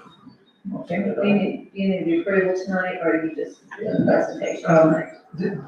This discussion was on the conceptual plan, but in order to move it to the next phase, which is the actual design, architectural design, that would enable it to be reviewed for permitting and construction. So we would ask your approval to take it to the design stage, final design, architectural design. I move that we go ahead and proceed to the architectural design stage using Shabbat Taylor as our architect and continue on this project. I'll second that. We have a motion and a second. Do we have any other discussion? Yeah, I'm just a little wary since I'm not sure what the fee is or where in the budget that fee is going to come from. We've had a change of city manager I'm not clear on where we are as to what we're spending. That was something that Charles had taken care of. I'm not sure where. Yeah, That was we'll have to make sure that that's accounted for. We also need to understand that as we go forward and going back and forth with the governor's office, we asked for 2 million. And they asked us if we could do phase and start with 1 million in the hopes that maybe next year we could get the additional million. We've put in for the legislative, that's gonna be part of our request, is that we, go forward with that. But we also, I think as we go forward, we need to go forward with the mindset that we might not get that. There's a lot of needs right now that the state's gonna be looking at based on the storms that have occurred and just different things that, so this will. And as you move forward, as Commissioner Lloyd has spoke, back in 2004, we lost part of our roof on the old building. The old building is definitely not up to code. It doesn't meet current wind loads, and it's not a sustainable structure for the future. In the very near future, we're gonna have to start making additional repairs to that building to keep it functioning as we go forward. So I would hope you would take that into consideration as we move forward. Hopefully we can stay within this budget constraint, and that's my goal, and that's why Mr. Taylor's worked very hard to get the drawing brought back, switch to a wood design instead of a metal design. There's some incorporations that we've done to try and meet those constraints as we move forward. I just want to say, I remember the plan in 2022. Yes, ma'am. This is much better, much better. I agree with you. And the price is about the same, it seems, if I remember correctly, but yeah, this is a much better plan. Thank you. Looks much nicer. And it really is smart moving, putting it on the front, because I was wondering why you guys had such a big parking lot anyway. So it always looks very awkward. I have a basic question, and Bob's proven to me many times that he's better at math than I am, but $1 million and 2,000 square foot doesn't work out to $380 a square foot. It's 2,600 square feet. The new building was 2,600 square. Apologize. The old building was about 2,100 square feet. Gotcha. Okay, the question now? Yeah. There you go. I'm going to have to pull out the calculator on that one. If I recall too, I'm sorry, my math guy too. Yeah. in your contract, I believe, the AIA contract, your fee is something around, is it 9% or it's $19,000 or something? If I, off the top of my head. So that's what we're looking for, right? Somewhere around that as far as design. It's the complete service. Yeah. Is 9% of the total. Okay. So that would be 90,000. Right. But I pay the mechanical, plumbing, electrical, structural, civil, engineers, well, I take that back. The civil is not included in that, but all the other engineers, fire protection is all in that fee. Well, it's good that you'll be coming here and keeping an eye on things for us. And I think the message has been sent multiple times that we cannot go over $1 million. You might take out a few windows. We cannot go over that $1 million. Okay, so we have a proper motion and a second. Karen, I'm gonna ask you to, if there's no other discussion, go ahead and do a roll call, please. Commissioner Burton? Aye. Commissioner Moore? Aye. Commissioner Lori? Aye. Commissioner DeVito? Aye. Mayor Myers? Aye. Thank you all. Thank you so much. Thank you for coming and for the work you put into this. Thank you very much. And thank you, Chief, for being here. Thank you for the questions. Hey, Yes, that is a column of bats. is that, So that's what I think it is. Yeah. So nothing you can do back there. No. They were taking. well, we wanted a bat house, we put them up all over town, and so now we have our bat house. For you. I think, the items for the Yes. Bob, are you gonna design this so it'll accommodate bats? Go back. Do you have a thumb? You don't need this? Okay.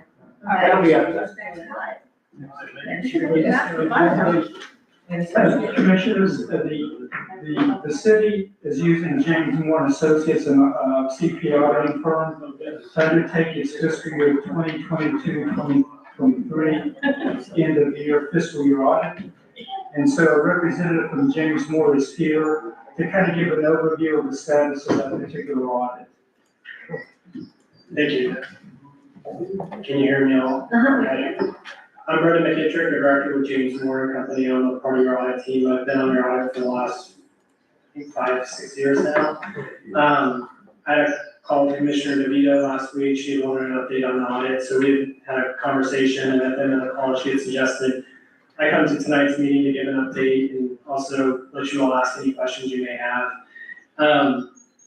So wanted to let you know we have made, I'd say, a significant amount of progress. I know we are behind, but, you know, with Steve as the new finance director, as well as Julianne Klein, you know, again, kind of moving towards getting that wrapped up. Commissioner DeVito did ask us to an ETA as to when we'd be complete. Unfortunately, I can't give you that because we are still working through items. I know both Julianne and Steve are actively working through those items. I will say one of the biggest points I made during the conversation with the commissioner was the challenge we have is when there's transition in staff. So, you know, as you all are probably aware, in the finance and accounting department, especially specifically for the city, not only was there transition this year, but in previous years too, and that really creates issues as far as getting the audit completed kind of in a timely basis. So I figured I'd give you kind of a little bit of a timeline of this year's audit, just where we've been and where we are, kind of moving forward. So as you know, probably remember, last year's audit was late as well. We issued the financial statements dated November 15th, 2023, and presented in January 2024. Between that time, the previous finance director left the city, but the plan was, from our perspective, to present the financial statements and get moving with the fiscal year 2023 audit. With the finance director being gone, we worked directly with Julianne. We did send a request list to Julianne in the city with those items in January, with kind of the anticipated dates for us to do the work end of March, beginning of April. Unfortunately, I think there was more work than Julianne really anticipated, as well as I think she was assisting with the finance director search as well. So when we came to the end of March, beginning of April timeframe, really the numbers weren't in a place where we could really audit them. So what we get is what's called a trial balance. That's really kind of the numbers for the city.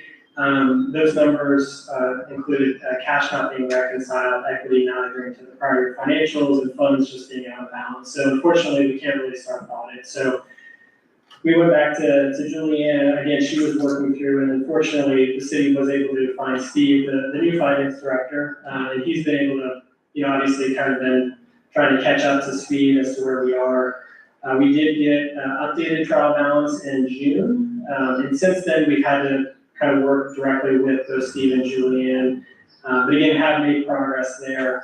I will say, as we're working through fiscal year 2023, we've had active conversations about FY24, because I don't like being in this situation either. I know you all don't like being late with an audit, and you don't like being late either. So we want to be set up for success. So again, those conversations we're having for fiscal year 23, we're also talking about FY24. And again, there's, you know, as they're correcting fiscal year 23 numbers, they're also looking at 24 numbers. So again, those conversations have been happening. It does seem like the city's in a better spot for FY24 when we get to that point.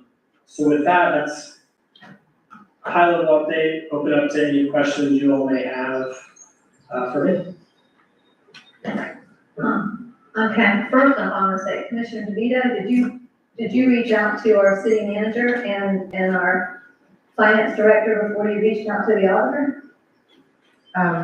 No, the auditors always say if you have any questions, please call. So I called, I talked to them afterwards, and I think we've been completely transparent. I've shared with them my conversation, and as well, our auditor has shared with them. Okay. So our auditor reached out to me at the League of Cities meeting.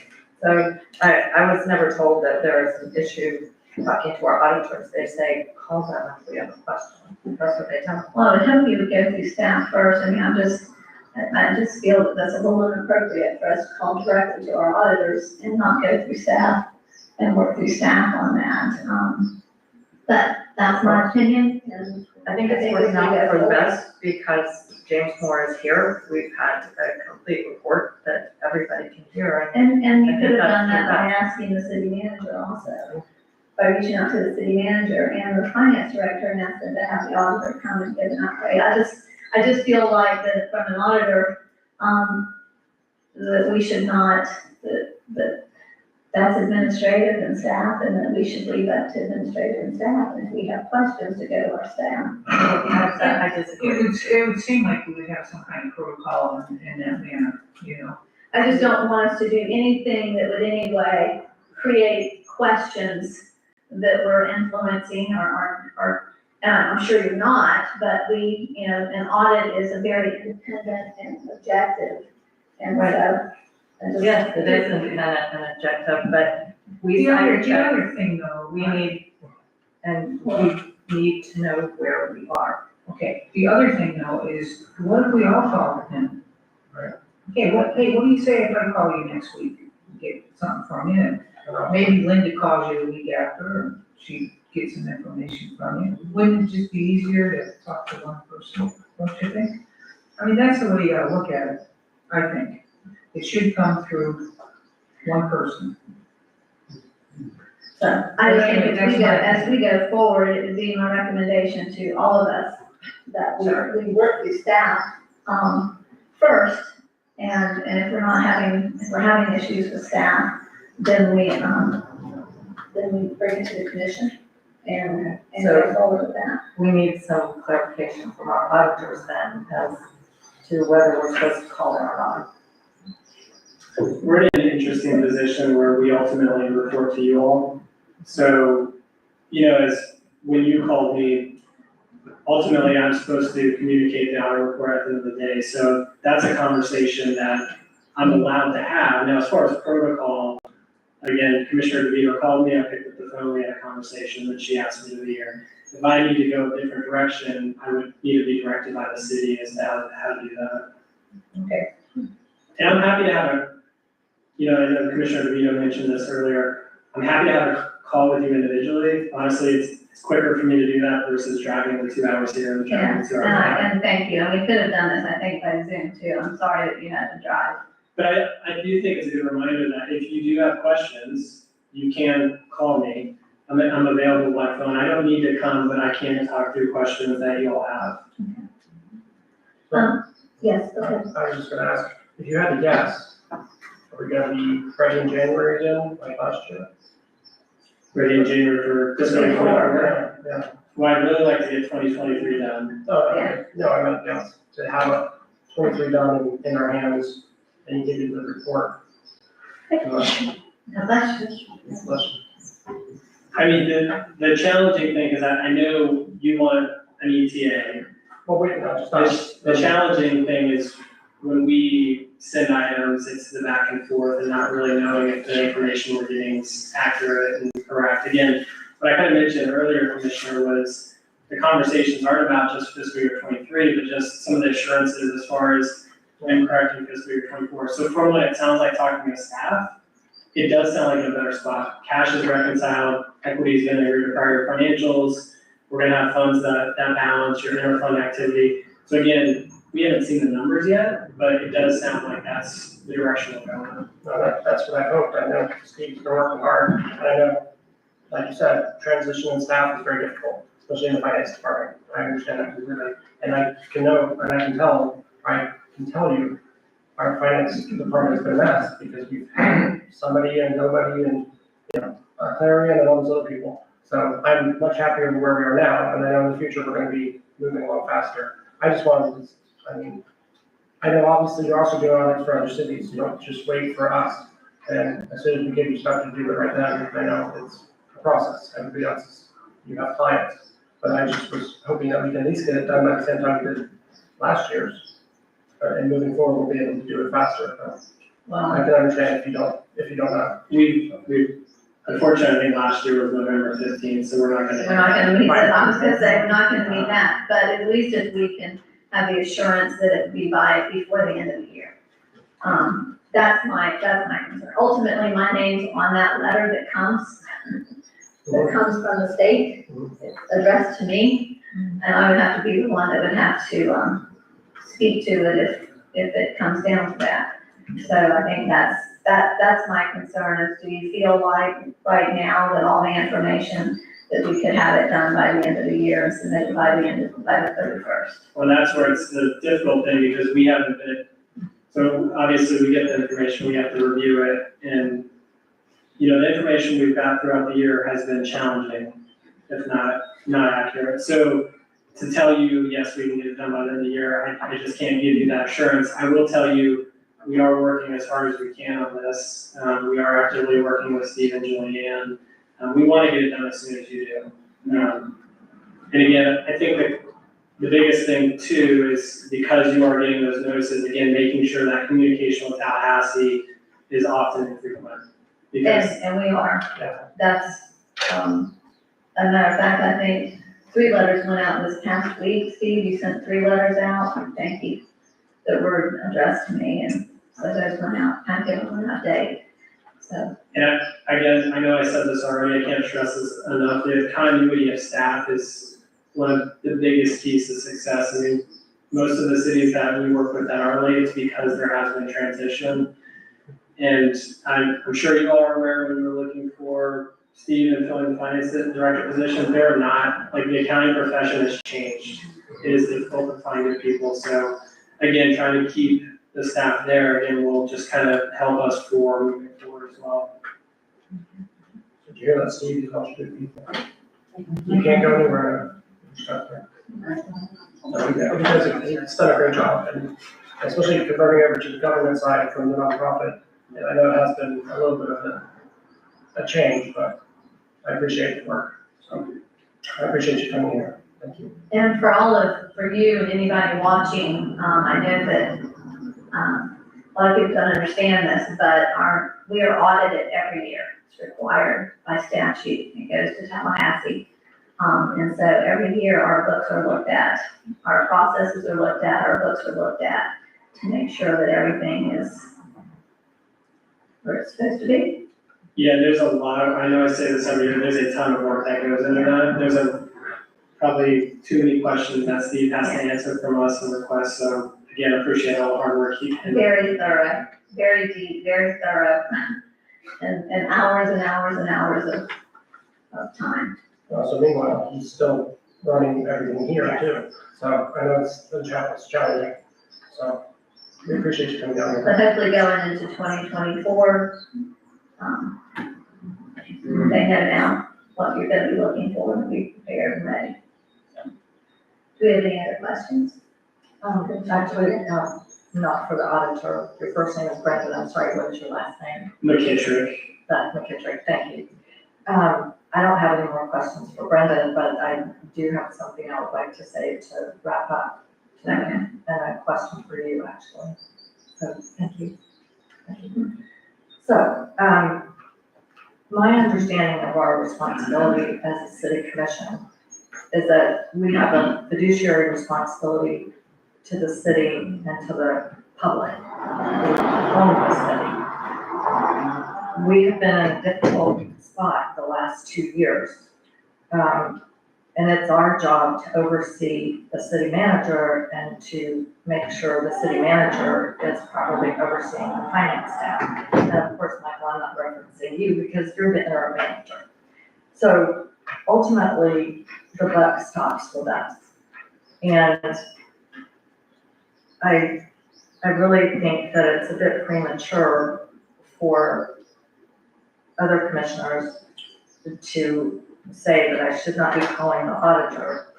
I think when we don't have our audit for the second year in a row, and we are not getting specific information about it, it is very important to make sure that we know that everything is on track. So that was the reason I called the auditor, and I was very transparent with our city staff. But I think it is our responsibility to make sure that we are fully understanding what is happening with the audit. We should have done that last year, and we didn't because we really didn't know what was going on.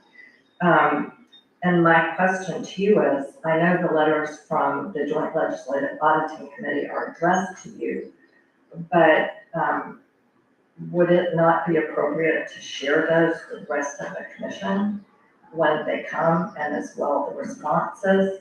Because I feel as if we're all responsible, but we weren't fully informed, and I didn't know that there was correspondence. I guess the rest of the commission didn't know that there was correspondence with the Joint Legislative Auditing Committee this year. And it seems like it would be helpful for us to be in the loop on that. And that's fine, I passed it on to staff, I'm not gonna send it out to all of you, but I did pass it on to staff, and it was just, I think they just started coming in, didn't they, Sue? So we can be I'll be happy to share that with everybody and share that responsibility with everybody as well. But I'm still gonna go back to this, that we have a staff, okay? And out of respect for our staff, in our role, we need to work with our staff, and I still believe, and commissioners, you can agree or disagree with me, but I still believe that when we step out and we speak to the auditor directly about our audit, that we have overstepped our boundaries, and that we need to go to staff, and if you have some concern about it, by all means, bring that to staff's attention, and if you're not getting from staff what you feel you need, then you need to bring it to the other commissioners. And we need to make a decision to go forward. And Mr. Holmes, am I off base? Because, So first of all, I think that the dissemination of the letter should come from staff rather than. right, that's why I said I'm not gonna send that out, it'll come from him. Communication, obviously from one commissioner to other commissioners would be an issue under the sunshine law. But staff, it's public record, so of course the commission is entitled to it, and, its staff is being directed to forward it to each commissioner as that correspondence comes in. There's nothing at all wrong with that.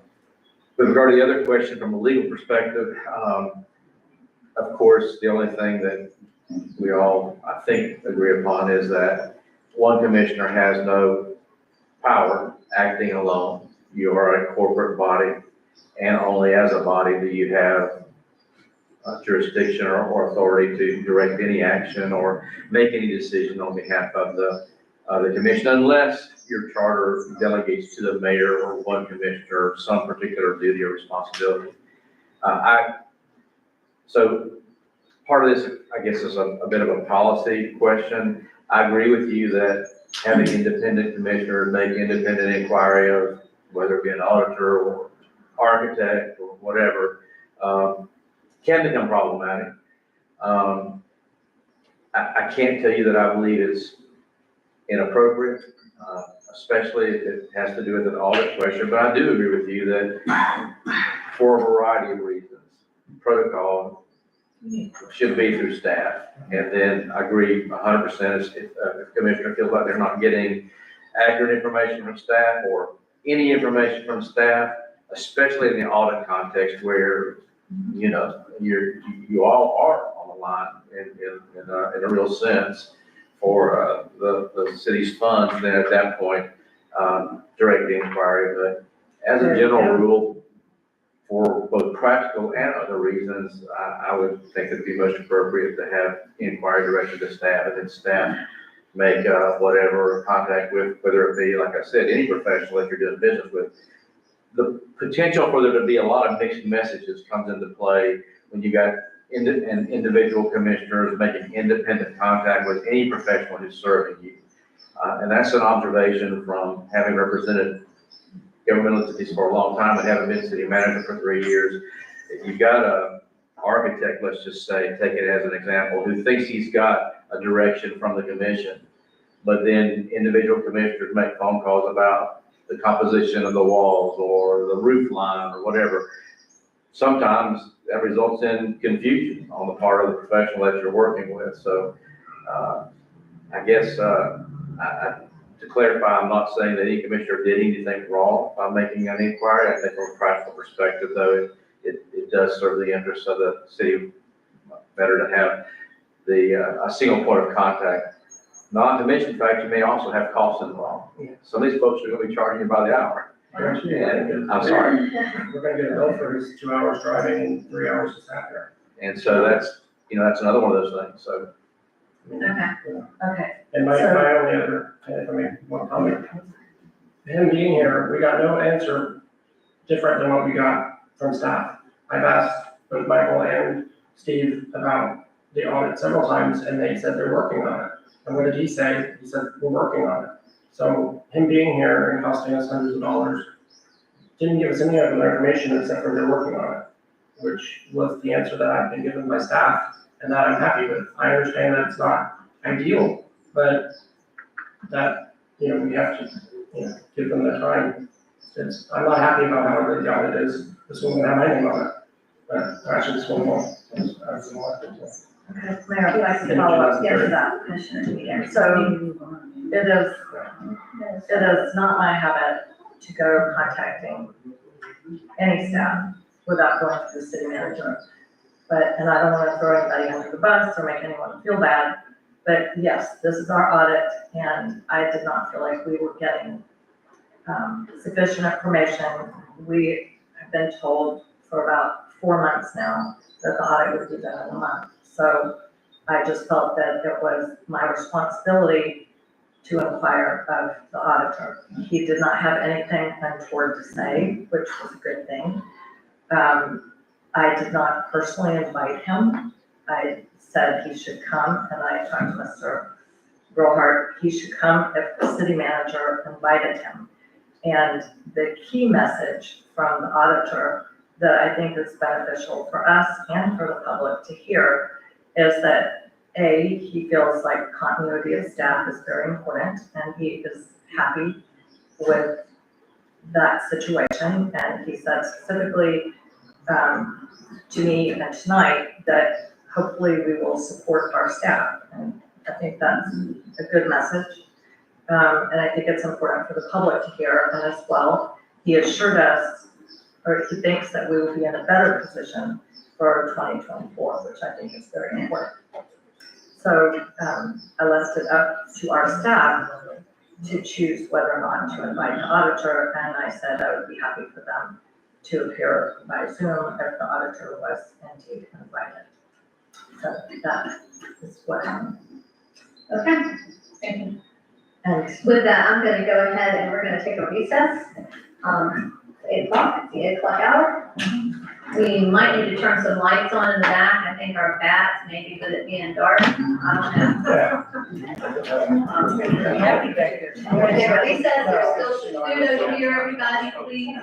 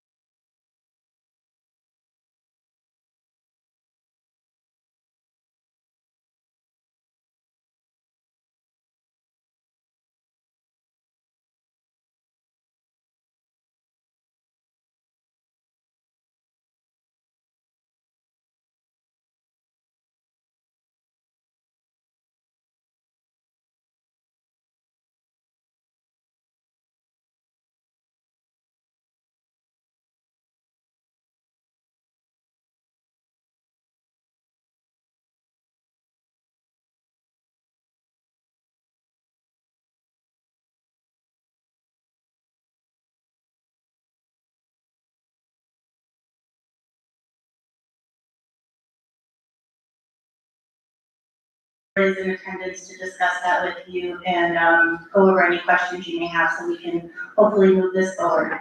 So, Mr. Millard, if you could, come forward and then, Commissioners, in your packet, you'll see I included the grant application as well as the estimates that he submitted that were previously brought before you. And, so we'd like to address your questions and, he's here to answer them.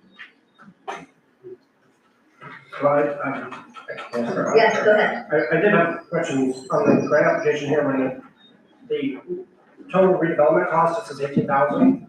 And then it says attached estimates, and it says the significant building upgrades are 18,500, interior and leasehold improvements 1,500, and building facade and exterior grounds 3,000, that adds up to 2,300. Or 23,000, I'm sorry. And I'm just like, it should not add up to, I was confused on how that all worked. I thought that would add up to the same amount as the 18,000. And I was really confused. Okay, so the 18,000 is replacement of the windows. Okay, and then, the original application put in showed under those windows and all the way around, that's all gonna be, that's got to be, repaired, fixed. Putting in those new windows, you're gonna have to, on the inside, repairs on the inside. And that's what that amounts to. Okay, and that part you're gonna do, is that what it says in here? Well, I'm gonna, I don't have hard dollar prices on that, I'm gonna try to do that myself, as much as they allow me. And, as far as do you have pictures of the windows? Yes, probably, pictures of the existing. Yes. The existing windows. So we have two styles there. You got one from the 1800s, when the building was originally built. And then the first part around the front there, which is probably, my guess, around 1950s. And so, I like the idea of, the original style windows. You see it, you have the separation. I'm just not sure how we could, just have to look into it by getting those front windows, the same way. If they're Miami windows, you all familiar with that? They don't crank out anymore. I have the same windows. Yeah. And then you're right, they don't crank. They don't crank out, they don't crank in, but anyway. And they're not efficient. No, they're totally inefficient. All these windows will be they'll be, very efficient, double pane, argon gas in the middle, and, anyway, very, very efficient windows. And then, so these three different estimates we have, they are for the same. Well, the highest estimate, he uses Anderson windows, they're cut above, a little bit more. And of course now, if we go with the historical style, it's gonna jump the price up. But I don't expect, the request is what it is, but whatever it takes, I'd like to get those windows in. I know, I believe it was Commissioner DeVito, and I was at the time, I brought up the subject of the windows and the historic. Right. Significance of trying something that looked historically accurate, which obviously those Miami windows are not. And I don't think we could find, or we tried to find a picture of what the building used to look like. And I believe that was just a veranda on the top. I'm not sure if it was even closed in. Originally, I guess, what I understood is it was just a porch. Yeah. And, again, I don't have the dates of when it was closed in, but it's pretty old stuff. The, inside, you have the ceiling tiles that go together. And so, my best guess around 50, someplace mid-50s.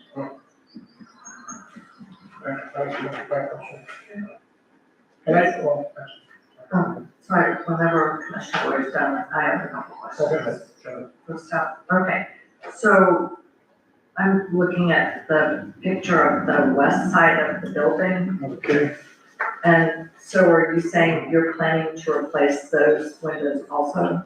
All the way around, yes. Okay, and are those original windows? Yeah, the one you see I guess that's the east side. Yeah, that's, those original style. Those are the original. You have that on the other side, look at the other side of the building, you'll see that also, 3 windows, the same style. On the stairs there. Right. Yeah, I'm looking like that on here. Okay, so, I wasn't sure why staff put historic in quotes. Okay, first of all, so our grant criteria say that we're not supposed to, improvements are not supposed to remove or alter historic elements of the architecture. Okay, So it concerns me, we're not supposed, basically, we're not supposed to pay to change something from an original element to something that's not, historically conforming. It's my understanding that's what you're planning to do with the original windows, to. well, I'm saying, as you see these windows, the partition that's in them, then you have.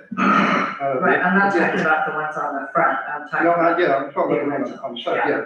You see the lower part is clear, the upper part have, 3 partitions. Now, that wasn't in the bid, but I'm willing to go ahead and, are you following me on that? No, 3. Upstairs, on the, let's see, we're looking, on the east side and west side, Yes, okay? You see those windows yes, in the old part of the building, yes, and, they're casement windows slide up and down. right, Single hung. So the original bid was not for that stuff, just plain glass. right, But I have no problem, if the commission wants to go that direction, I have no problem. okay, Doing that. In fact, I like it better, I think it looks better. yes, it does. It does. Right, I have to agree with you. And technically, our grant requirements say that we're supposed to that we're not supposed to pay for somebody to remove something with a historic character. So it would be more in keeping with our grant requirements if you do that. And, I walk by this building a lot, you're my neighbor. Yeah. So, and y'all have been working on it for a long time. A lot of other issues on that building that had to be addressed. Right. A lot of issues that's. Exactly, and it's really nice, he worked a long time on the interior, and it's. Yeah, there's been changes since I purchased the building, Absolutely. inside and out. The only other question I have is, and this is for staff and for the rest of the commission. Okay, so this is a contributing structure, so we're saying we don't require 50% match because this property is a contributing structure. Is that what we're saying? That we don't require the 50% match? Is that on the grant application that you're reading that? Or where are you reading that language? Well, I'm looking at the grant criteria. Okay. So on the grant application. That's correct, if that's what it states. Right, so- That's what you're looking at, but. So it's a contributing structure, so we're not requiring the 50% match. That's what it is. That's my understanding. Okay. Right, that was all I had. So, okay, I just wanted, would you repeat that then? So basically you're saying you don't need a match on this, that we paid the full price for the CRA? If he's a contributing, if his property is a contributing structure. That's in our grant application, that's our grant guidelines. And when you It's up say, to the desire. when you say contributing structure, what makes it a contributing structure? Just explain that to me real quick. It's part of our National Register Historic District. It's one of 212 conservable structures that were put on the National Register in 1995. So it was one of, like most of the buildings on Central Avenue are contributing structures. So we are listed in the National Register by the National Park Service as having the presence of the historic district. And this is one of those buildings. So, let's say it is, and, just looking at the building, there's 6 windows really that, if I look at the building, possibly are historical, built, windows, old windows. You want 16 new windows put in, the windows that are put in, the ones that you can't open, the ones that you can't, that really are illegal, I believe, you can't even replace them anymore, or you shouldn't. Yeah, you won't, The you can't, chalice. you can't buy those windows. No, they're inefficient. Yeah. Wouldn't meet any kind of code today. But that's really not historical, those windows, when they were put in there, they were not historical. And you said it, maybe at one time it was just screened in porch, is that what I heard? That's what I've heard. I think Barbara Shaw was saying, she was up there as a teenager. And, if And see, I didn't you believe don't that, know, I mean, right in the across day, the street.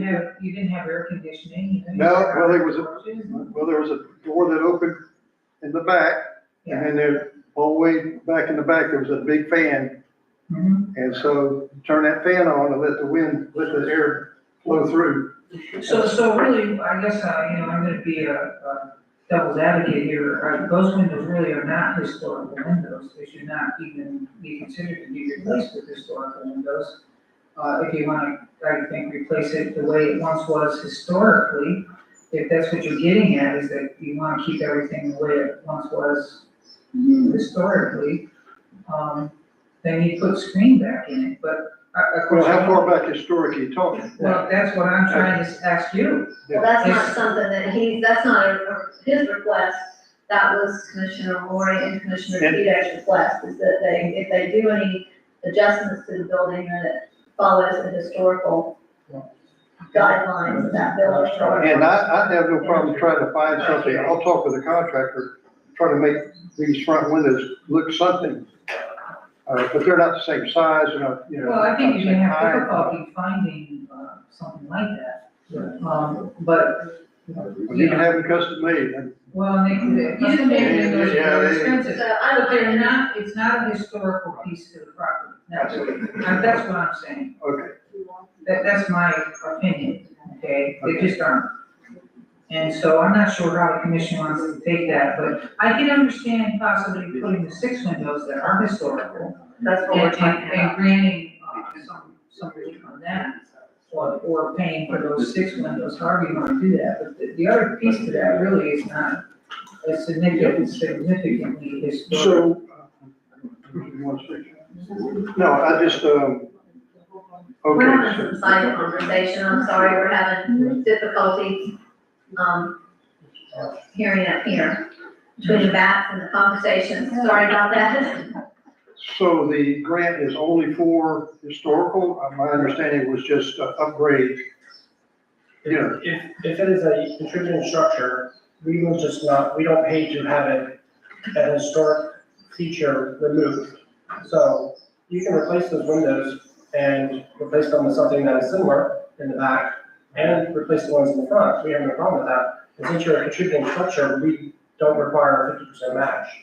So we're just saying those back windows need to be replaced with something similar to at least keep the historic, flavor, which you seem to have. I have no problem with that. Those front ones, The front ones really just have no historical. Right, no, but let me just, I'm gonna weigh in, I'm gonna weigh in on this. I have those same windows, and it was a porch that they closed in and made an additional room onto the house. Those same windows are on my house, on our house, they're large windows. We're doing those to match the rest of the house, and it's just like the old historical ones that you show, where it has the two Partitions. right there, the bottom is clear. And so we're having those done, and that's what's gonna replace the front on our house. So I know that that's probably what you would have to make them uniform. And are you having those made? Yes, sir. Yes, But I would do a company that's doing that. Well, at the break-in, destroyed the window, Yeah. destroyed the window, so, 45 inches wide, 30 and a half inches.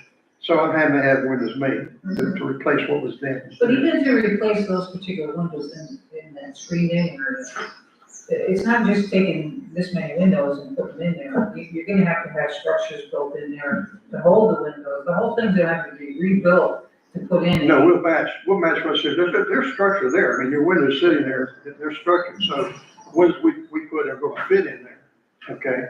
So there, no restructure, no, none of that. What you would have to do with the big one in the middle, the two you could probably have done, the one in the middle, but you would have to replace those with possibly is what I have found, because I have his exact thing.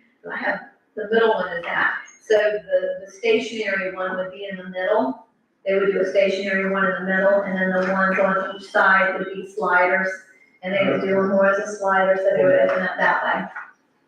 So, it will be, I mean, so that's, I mean, just, because I'm doing the same thing. So as far as moving forward, we don't actually have the costs for those windows, for the replacement ones. Well, I was given a quote of the windows and installation of the windows. Now, that was a 45-day quote. I have no idea what it is now. I don't think the prices have jumped that much. Seems like construction prices have leveled off to a certain degree. So I wouldn't expect a great, there will be, of course, the partitions, that's gonna cost more money. I'm not asking for any more money, but, I wanna make the building look as good as, I'm not here to, I wanna make it look good. And I understand that too, but. So what do we need to approve right now? Because we're all for this, but we need a number or something, right? Well, on his grant application, there's numbers referenced. Are these accurate? I mean. Now, this AT5, that's got a quote here from the contractor, Annis Construction. Does that include the windows? That's the window. That's the window, that's the tear out, new windows in, and, all the way around. That's All the way around. Now, it does include the fascia underneath, and it's going to tear sheetrock up, and on the inside, there's going to be some damage there. Right. So if we approve that amount, is that gonna be satisfactory to move forward? It'd be satisfactory. I'd be very happy, and I would be very happy to get the petition, just see what that's going to run. And you're gonna have a permit for this. Oh, absolutely. Yeah. So, Contractor's he's gonna do the whole. yeah, he's gonna do everything, he'll do everything for you. I'll bring a dumpster in. Okay. It references that on that contractor's estimate. It's the first estimate behind the grant application. And the contractor references that apply for building permit and recording of the notice of commencement, et cetera. Okay, I need a motion, please. Well, I move that we approve the estimate of 18.5. For, what's the name of the contract? Sorry. Wow, $420. No, I know. No, the name of the contract. The name of the contractor. That first. Annis. Annis Construction Company. Wayne R. Annis, senior general contractor, and his numbers down there, his contractor number. Annis contractor, the project for solar 429. Is it 429 or 431? We have two. 429 is 431 is just for the, get my mail upstairs, but the parcel is 429. All right, so 429 Central Avenue. For the price of. The price of 18.5. 18.5. Okay. We have a second? I'll second it. Okay, we have a motion and a second. Do we have any further discussion? Mayor, I have a question. Yeah. So, what are the remaining funds in our CRA grant budget for the central CRA that this will be coming out of? For central CRA, we budgeted $60,000. We previously awarded $19,500 for Pam's Kitchen. That leaves us a balance of $40,500 for central. Okay, and so if we take 18 out, then we'll ballpark have 20,000 left. Correct. Okay. Any other discussion? Okay. Karen, if you would, we have a proper motion and a second. If you do a roll call for us, please. Commissioner DeVito? Aye. Commissioner Ward? Aye. Commissioner Moore? Aye. Commissioner Burton? Aye. Mayor Myers? Aye. Okay, so approved. Thank you. Thank you. Thank you for Commissioner. the time. Very much. Thank you for coming. Yeah, I'm looking forward to upgrading the building. Thank you very much. Any little bit of allowance is fine, always looks. And you'll love those new windows. I'm sorry. I said you'll love the new windows. Thank you. Is the, do you own the building that's behind that, that's doing all the construction there? Or- Yes. He does. Okay, I just was making sure, because I went by there the other day on delivery, in my wheelchair. I was noticing how good it looks, definitely improvement. Okay, our next item on the agenda is Pam's Kitchen. The family is eager to move forward with their project. They have submitted 3 paver estimates. You'll see those in your packet. We're requesting, the down payment to pay directly to the paver company. The least expensive was Paver Depot, and that's also what the property owner, that's their desired, contractor to use. So, we're asking you for a deposit for those pavers so that work, can commence. Can I just ask a question? Yes. We've authorized a certain amount to be spent already for them. And that's what, yes, Are you we gonna got keep coming that. back with everything? or- I'm just trying to cover all my bases and do it properly. I don't want to expedite payment without, for that type of amount. You know, this was a little different, approved 19.5 based on, kind of just some documents of perspective things, as, you know, lighting, things like that. There was never really a solidified plan of sorts. Okay. So this is a little different. So, you know, the property owner acquired these 3 paver estimates. In our last discussion about this topic, of course, we have to pay, you know, the applicant asked for deposits so they could move forward with the work. The board was not, you know, that didn't sit well with you all. You wanted to pay the contractor directly. So now I bring before you 3 paver estimates. And, the first step in phase of this project is laying the pavers. And so this is a contractor who's gonna come in and lay these as well. That's my understanding, yes. What's the total project, number that they asked for? 19,500? For the total project? Yeah, 19,500. That's what you awarded. They asked for more than that, that's what. That includes a gazebo, the A pergola, outdoor lighting, and, tables, things of that sort. And I think just for clarification, it had nothing to do with the applicant. It's actually to protect the applicant. Right. From any criticism or from anything that could come from that, so that, and us, by doing it directly with those that are performing the work. And the applicant is willing to do it however we get there, totally understanding. They're just eager to get started. They'd like to launch an opening in January. And you had coordinated with Putnam County, with the building department as far as, I thought I saw that somewhere with Zepco or someone to discuss I've been this. in communication with Mark Correct, probably more so than I need to be, but, just again, wanna make sure I have the proper direction and we're doing everything in compliance with our, city standards as well as the county. So far, it seems like most of what they're doing there are considered temporary structures. So, you know, we're not adhering anything to the building, we're not, you know, Well, we got doing anything that needs to be structurally sound, so to say, as per the building code, but yes, I'm in direct communication with Mark. Well, I move that we approve the estimate from Paver Depot for $11,800 for the Pam's Kitchen project. I'll go ahead and second it, and I just have a question. So basically, that leaves them $7,700 to do all the rest.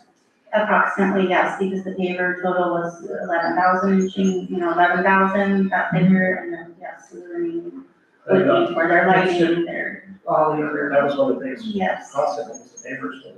Yeah. And they should be able to do the pergola and the lighting. Yeah. Okay, I mean, I just wanna make sure that, you know. I did want to give this to you all as well. It's just a layout that I recently received from the applicant because I needed a better understanding of, you know, and Mark as well, where the pavers are going. And Commissioner Mueller, you sent some questions this morning, this was one of them. And sorry, going to reply, but that, you can get a better idea of what they're looking to do there. I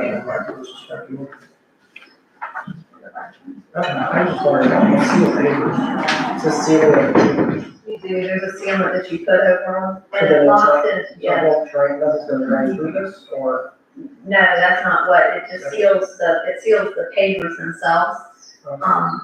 That sand is what's in between the Right. pavers. Yeah. So, and then, but you do wanna always put a sealant on top of your pavers to protect them. Okay, so Mayor, may I ask my question about the pavers?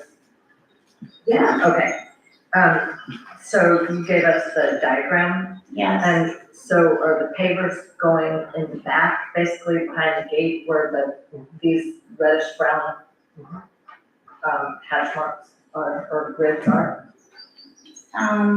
Yeah. it looks like. So there's a shed back there.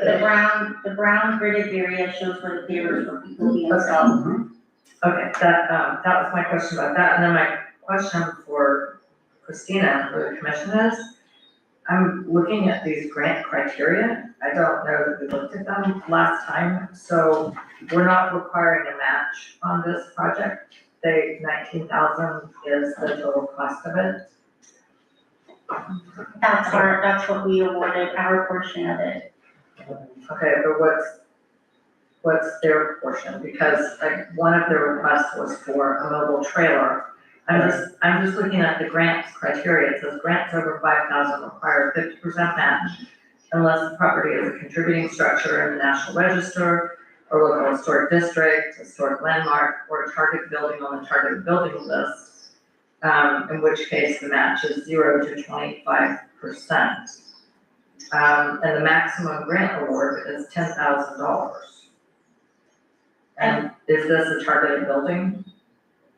Well, it's not really attached to the building. Right, I'm saying this is for an add-on to make this building usable and to allow them to do some activities in the back of the building, basically. Right. So, I don't know, we had a long discussion Yes, at the last meeting about our keeping with our grant criteria. I don't know that we specifically looked at the amounts. I think my recollection, if it serves me correct, we omitted the food truck, that was a topic, we omitted that dollar amount, I believe they brought forward a $50,000 figure is what the applicant applied for. We backed out that food trailer amount because of the same discussion, that wasn't We couldn't applicable. pay for that anyway. Correct, but, I mean, they had it on their application, so we addressed the issue. It was part of their whole package. So, you know, this is the amount that you previously discussed and approved. Okay. I'm not quite sure what else to say. I thought they were purchasing the trailer as their match, or their part, their contribution. That's my understanding as well, but that's, you know, not, I mean, No, I can get clarification on that, I mean, that's part of their project, I mean, this is a phase 1 and phase 2. I can get a better, understanding of that and report to you separately. we approved that. And I think when we're talking about targeted building, it's a little, misleading a little bit, I think it's maybe targeted area. I mean, because that is definitely a central business district, where we're trying to establish new businesses in there. It's not a historical. It's not historical, but it's an area. Economic. What was the address for the gatehouse? 324 Central. 324, it's on the targeted list. I know it is. Yeah, targeted buildings. There you go. Okay. Well, okay, Right. I'm done. Okay. Okay, we have a current motion and a second. Do we have any further discussion? If not, Karen, if you'll do a roll call, please. Commissioner Burton, Aye. Commissioner Moore, Aye. Commissioner Lori, Aye. Commissioner DeVito, Aye. Mayor Myers. Aye. Okay, so approved. Thank you. Our next topic is Lockside Restaurant. It's a new grant applicant. This owner has been working diligently on the property since they've acquired it. And, we have encountered hurdle after hurdle throughout the project. and they continue to do so, just with various things from DOT and other issues hurdles they're jumping through. Nonetheless, they came, they applied for an application, that's in your packet, and, they are asking for that, I believe yes. So I included a letter that the owner addressed to the commission, I'm not sure if you read it or not, but, specifically, in the second to last paragraph, they're asking for help, with the driveway, the parking area. Now, with this one, we are definitely in the zone for a CRA grant, for these, it's not outside of that. And it's looking like they would only get 50% of what they're asking for, correct? Yes. Okay. But I mean, these are three very different, applications with their, as far as what they wanna do with this, to patch the existing lot and seal the coat and everything. They have three different ways really that they're doing it, and so, because I'm not an engineer on anything like this, I mean, right away you wanna say, oh, you're not gonna get the 77,000 one. But on the same hand, when you look down and you get to the end one, the last one, it looks just like only, all they're going to do is put in, millings and tap them down, roll them down or whatever, and that's that, for the same amount of money. And again, I'm not sure, because I'm not really an engineer, I would actually go for the first one where they're actually, spraying stuff on to keep it down and doing all this other kind of stuff. I don't know how you guys feel about that, but. It's my understanding, Commissioner Burton, in their letter in the last paragraph, that they're asking for option A. They are, yeah, because that would be probably one. Says the quote we have chosen to go ahead with, label A. My mistake then. Okay, well, it's not easy to read, but it's there. Okay. That makes sense to me then, but yeah, they definitely are three entirely different ways of doing it. Okay. Commissioners, I could probably add one bit more. We've looked at the proposals. A is basically putting in an asphalt mix into the holes, then putting a top layer of asphalt, what we call chip and seal. This is, you put a first layer of asphalt, you let it dry, you go in and roll it. Once it's dry, you put on the second coat and seal it. Once that's cured, then you go in and stripe it accordingly. So that this is efficient, probably up to 2 inches, where it's functional for day-to-day active traffic. If this is a drive, it's a paved parking lot. If it were a roadway, you need a minimum 3 inches of mill pave. So this one, according to the Public Works Director and myself, when we looked at it, we said this is more than sufficient to accomplish what should be accomplished. And also the whole idea, in your words, to make it all new, because it's going to freshen everything up and cover everything that's there, and so it's all going to be, it look like a brand new parking lot. And I think, and it sounds like it's gonna last, and it's gonna be affordable. Those millions are great, I mean, it's a definite improvement, through the nails, but, I mean, it's not. Well, millions is something that, in the city, we have a lot of millions. I think a lot of millions available. I don't know how any of that works, okay, but if they want. Not what they're, not to the quality that they're looking at. We can fill potholes. We can fill potholes, but not to the quality that they're looking for. Yeah, this is, instead of just millings, this is an asphalt mixture. They can take millings, melt it down, add in sand, coquina, a little bit of oil, and it becomes an asphalt. Okay. So we're paying for this, the total, or the quote is $34,000, Are we paying for all of this? No, half. We're half of it? So, Mayor, I have a question for Christina. So is the applicant aware that we would be giving them a grant at 50%? Or do they think they're getting the whole amount? Yeah, it doesn't know either way. The applicant doesn't know either way of what you're going to award. I mean, they're submitting this is the dollar amount for the estimate and whatever, if you're gonna award 50% of it, then, then that's what it is. And even if this is from the North CRA, what is our amount we have for grants in North CRA? That's what we have. North CRA, we have about 55,000 budgeted and 0 spent That's so what far. we didn't use, but we didn't have any award for applications. And we've also already, done an application for their gas line, right?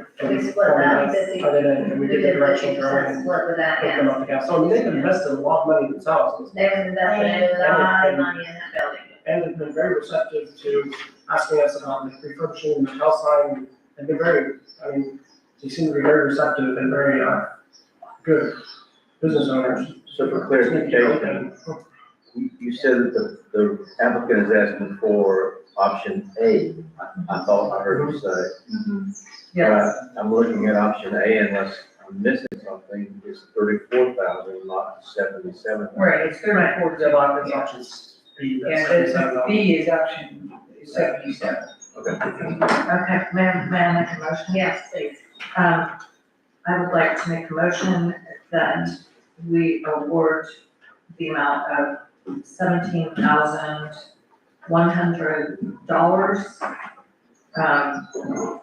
to Florida Trucking and Paving, is that the name of it?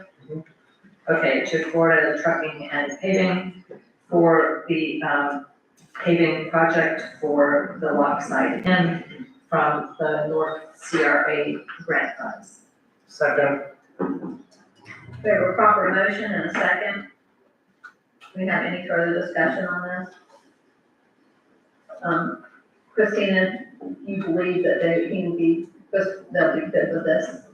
I can't, answer for him. I'm not sure. I'm forced to assume he would be happy with that, but, I'm forced to assume that we only have 20K left. Full cost of answer. Okay, so we have a motion and a second. Carrie, could you do a roll call for us, please? Go ahead. Commissioner Burton, Aye. Commissioner Moore, Aye. Commissioner Lori, Aye. Commissioner DeVito, Aye. Mayor Myers. Aye. Okay, approved. It's the North CRA, yeah. How much was it? 50,000. We have how many? 50. What are we going to do? No, I don't want to, I'm saying that. I didn't understand Thank you, that. for that. We send it to them, that's all. And I guess we're doing, Commissioner DeVito, you're doing a PowerPoint presentation. Yes, and I want to thank our clerk, Karen Hayes, because she is going to pull it up on the screen. I sent it to her. Yeah. I may need to go stand over there. No, you can, if you can see it, or just read off your paper, and when you flip your paper, Well, I'll know to flip. the issue. If I can't see the pictures well enough, I'm just gonna have to get up. Anyway, without further ado, I attended the Florida Redevelopment Association Annual Conference. That was October 23rd through 25th. It was in Tampa this year. I think I remember 2 years ago, Mr. Rudd and Mayor and Commissioner Burton and I all went over to the FRA conference that was in Daytona. Last year, Charles Rudd and I went to the FRA conference that was in Ponte Vedra Beach. And just for Commissioner Moore's benefit of the public, the Florida Redevelopment Association is the association that does certification for people who want to work in the community redevelopment area. And the commission is the board of our community redevelopment areas. That's why we have these separate CRA meetings. So as part of the 3-day redevelopment conference where they have seminars about different redevelopment issues, they also offer field trips to go out and see CRA. There were several options. I did not choose the ones in the city of Tampa because they were very different CRAs from ours, very, very urban central core. I chose the CRA in the city of Dunedin because I felt like it was most applicable to the situation that we face here. Dunedin is in northern Pinellas County. It's right on the Gulf Coast. It's in a less urban portion of Pinellas County. It's located between Clearwater and Tarpon Springs. Population is larger than ours. It's 35,000. Again, it's directly on the Gulf of Mexico. Like us, it's a historic town. It was founded in the late 1800s, settled in part by people from Scotland who came to play golf, among other things, and they still have the original golf course there that is in use. Dunedin, well, I decided to do this because we had the bus trip over there, and then we had about a 2.5 hour tour of the CRA in downtown Dunedin. So Dunedin amenities, it's directly on the Gulf. It has a marina, although that was damaged by Hurricane Milton. It has 2 very famous state parks on their islands in the city limits. Nature is one of its amenities. They just completed a purchase, Mayor, if we could, please, with Pinellas County, a nature and recreational park of 70 acres. Something I don't think we'll ever have. They have a minor league or spring training team with a stadium. The Pinellas Trail, a multi-use trail, runs through the CRA in downtown Dunedin. They also have recreational facilities, including a Latin recreational pool, although not in the CRA, and Dunedin has a historic district, very similar to us. Characteristics of Dunedin, which I thought was something we'd be interested in, it's a great place to live, work, and play. It relies on both day and overnight tourism, but it is a strongly residential community with a variety of housing. It's more wealthy than we are. The median home value is $400,000 plus. It has shopping, commercial elements, restaurants, bars, but the uses are very balanced. No one element dominates, and it's a very, like Crescent City, it's a very walkable town. Next slide, please. So how the Dunedin Downtown CRA contributes to the success of the city. Their CRA is much larger than ours, 217 acres. The CRA itself has a number of amenities, but most importantly, what I found so exciting, and you're gonna see some pictures in just a minute, it's a very attractive place to visit and live. When the group walked around there, we're all from different cities. We all were just entranced. We just thought, wow, I'd like to come and visit here. I'd like to vacation here. Gee, if it wasn't a flood zone, I'd like to have a house here. That's an advantage Crescent City has. We're not on the coast. It's walkable, convenient, desirable locations. Next slide, please. So these are just, when you see the pictures, you'll see just the achievements of the Dunedin CRA, which has been in existence since 1988. So keep in mind, this is the culmination of many years of CRA work. It's in downtown Dunedin, the 217 acres, the CRA, it's all mixed use. This is office commercial. It's an example of a dentist office, and you'll notice the tree canopy. Next slide, please. This was just beautiful, a law office in a mixed use area. They have architectural design codes, which are pretty obvious, and sign codes. Next slide, please. This was very exciting. This is mixed use. This is shopping in a grocery store on the bottom. You see the little chairs with the papers, candies, right, and the paper. And then it's residential above, 3-story limit. There's parking in back. There's a garage in back and also a service lot, and it's very near the multi-use trail. Next slide, please. This is more mixed use, residential and office. this yellow building is part residential and part office, and one thing that makes the CRA work is the CRA staff and board actually recruit projects. They decide, based on community input, what kind of facilities or changes they want to make for areas that are blighted, and they actually go out and solicit these things. So the page that you saw with the residential above and shopping below, and then this is something that the CRA was actively involved in, and that's why I'm showing it to you. Next slide, please.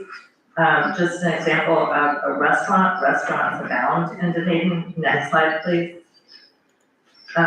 Quaint shops and restaurants, obviously, they do a lot to preserve, to maintain a streetscape, to preserve their historic buildings. Next slide, please. One of the amenities of the CRA is they maintain free surface parking. The city owns and leases lots, and they've done that for decades. They decided there would be no paying for parking in Dunedin. Next slide, please. This is something, obviously, the CRA didn't build. This is the Pinellas County multi-use trail. It goes right through the middle of Dunedin, and they make good use of it. Next slide, please. Karen, thank you so much. So these are some of the amenities for the trail that are in the CRA. These are water stations for both people and dogs. You can see the little, on the left-hand side, you can see the fountain that's for the dog. Next slide, please. And actually, I left one out. There's a water fountain, and then there's, on the other side of the water fountain, you can refill a reusable bottle. This is a air and repair station that the CRA put in for people who are biking. There's, the repair station has tools that dangle from a wire. It's very clever. Next slide, please. Dunedin CRA has a history museum, and it's right next to the trail. It's by a little park where there's a gazebo. Next slide, please. Right around the corner from the history museum, there's this adorable little snack bar. Next slide, please. Another city amenity. They have several event spaces.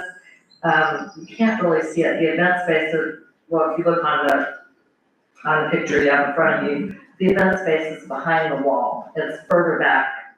There's a tree, and then there's a wall, and then there's an event space with picnic tables and pavers. Next slide, please.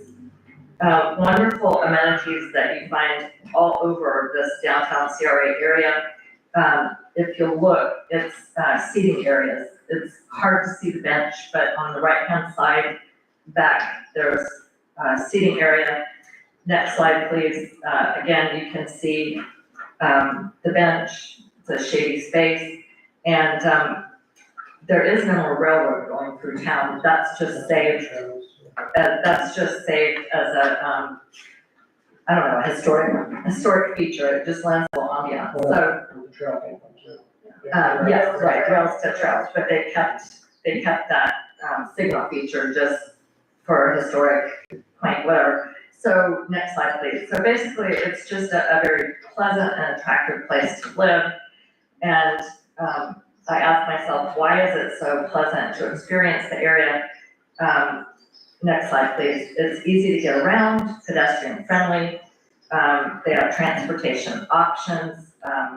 Probably a long time for Crescent City to afford this, but there's a circulator. They do have historic and architectural standards. There's attention to detail in the fixtures and the signs. There's consistency. There's an 1890s theme with kind of the dark, I think it's supposed to be like faux wrought iron, and lots of art. And then the trees and landscape are just outstanding. Next slide, please. Transportation options, golf carts, crosswalks, circulators, cars. There are the free service parking, lots of foot traffic, and they are building, after all these years, a parking garage. Next slide, please.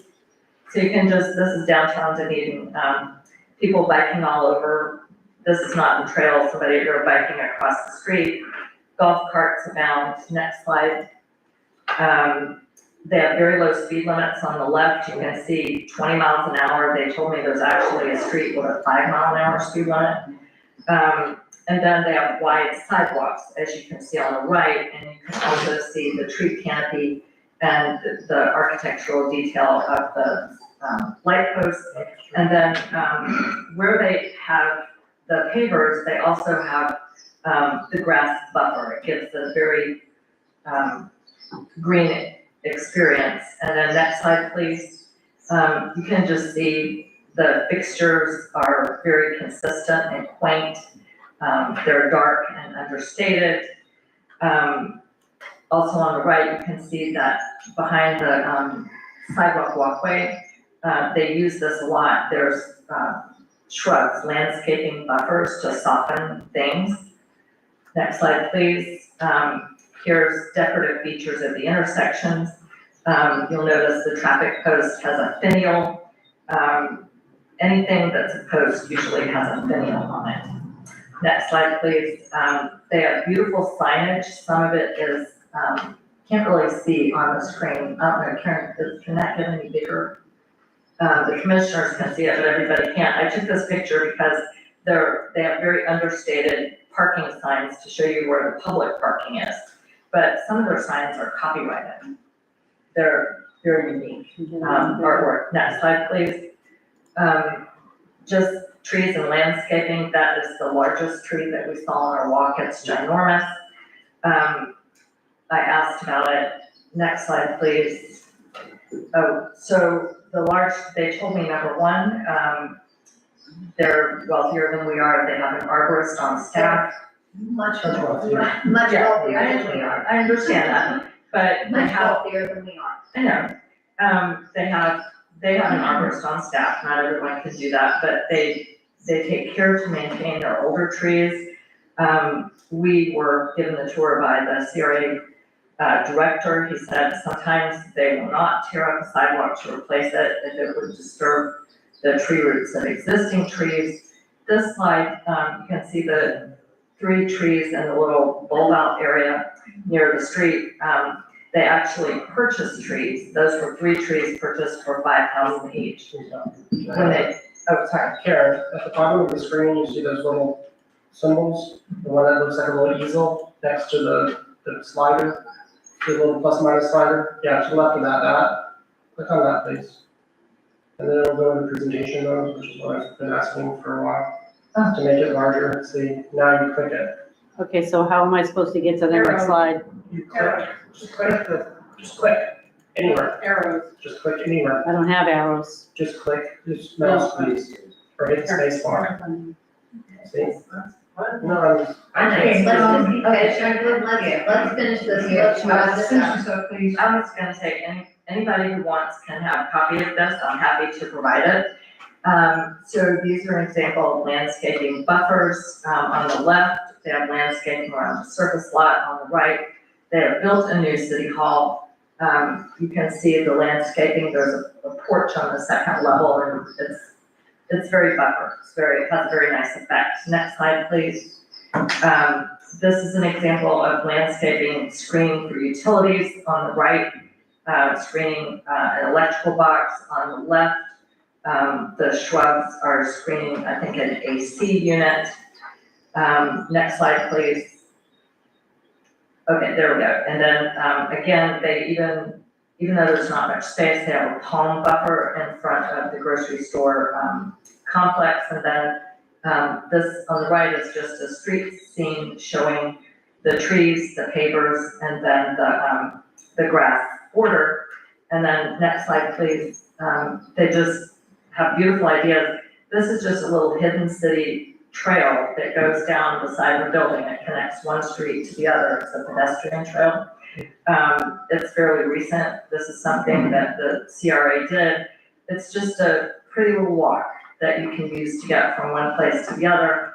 And I don't think you can see it. It's lighted, but it's got the waist high lights. I forget what those are called, but I call that low lighting. They're waist high lights. So just to wrap up, I thought it was very exciting to see what can be accomplished. They said They use an incremental approach. They try to do one project a year. They plan what they want. They recruit folks that they think will be able to do a beneficial project. When they were formed, I think it was 1987, they said it took them about 10 years to actually come up with what they wanted for a CRA, with community buy-in and participation from the chamber. And so that's what, and their commission, like us, is also the CRA board. But anyway, I just thought it was very inspirational. Thank you. Dunedin is inspirational. I don't know if any of you visit, I've just been there. Dunedin is a beautiful little It's a city. beautiful little city. And it's taken them a lot of years to get to where they are, and it's gonna take us a lot of years to get to where we're going. So we just need to hang in there. But it was very informative. Thank you for doing that. And there was, I guess, to me, what was the most significant was later seeing what they have and then reading about how they did it. Because they looked like Nowheresville when they started out. So to me, I never Money, they've got tons of money. Well, Dunedin. they haven't always had all the money. Yes. But what I would like to know more about is their process that they took, because their process seems very, very important to them. And they have very thoughtful goals, and they're determined that they want to stay a quaint beachside community. So anyway, I want to find out more about that. You should go there and spend the weekend. It's a nice place. I've visited there a lot over the last, a long time, because we did shows there. They have huge art shows there. I was just there a couple of weeks. Yeah, and we were there a couple of months ago. So it's a beautiful community. Yes, it's right there in Pinellas County. So thank you for that presentation. You're welcome. And with that, I'm gonna go ahead and close out our CRA. And reconvene our regular scheduled meeting. Michael, please. Code enforcement. I'm done. Is anybody cold? Yes. Yes, I'm gonna go over there. I was gonna do it now, but I'm doing that. Need to do something. Go for it. Yeah.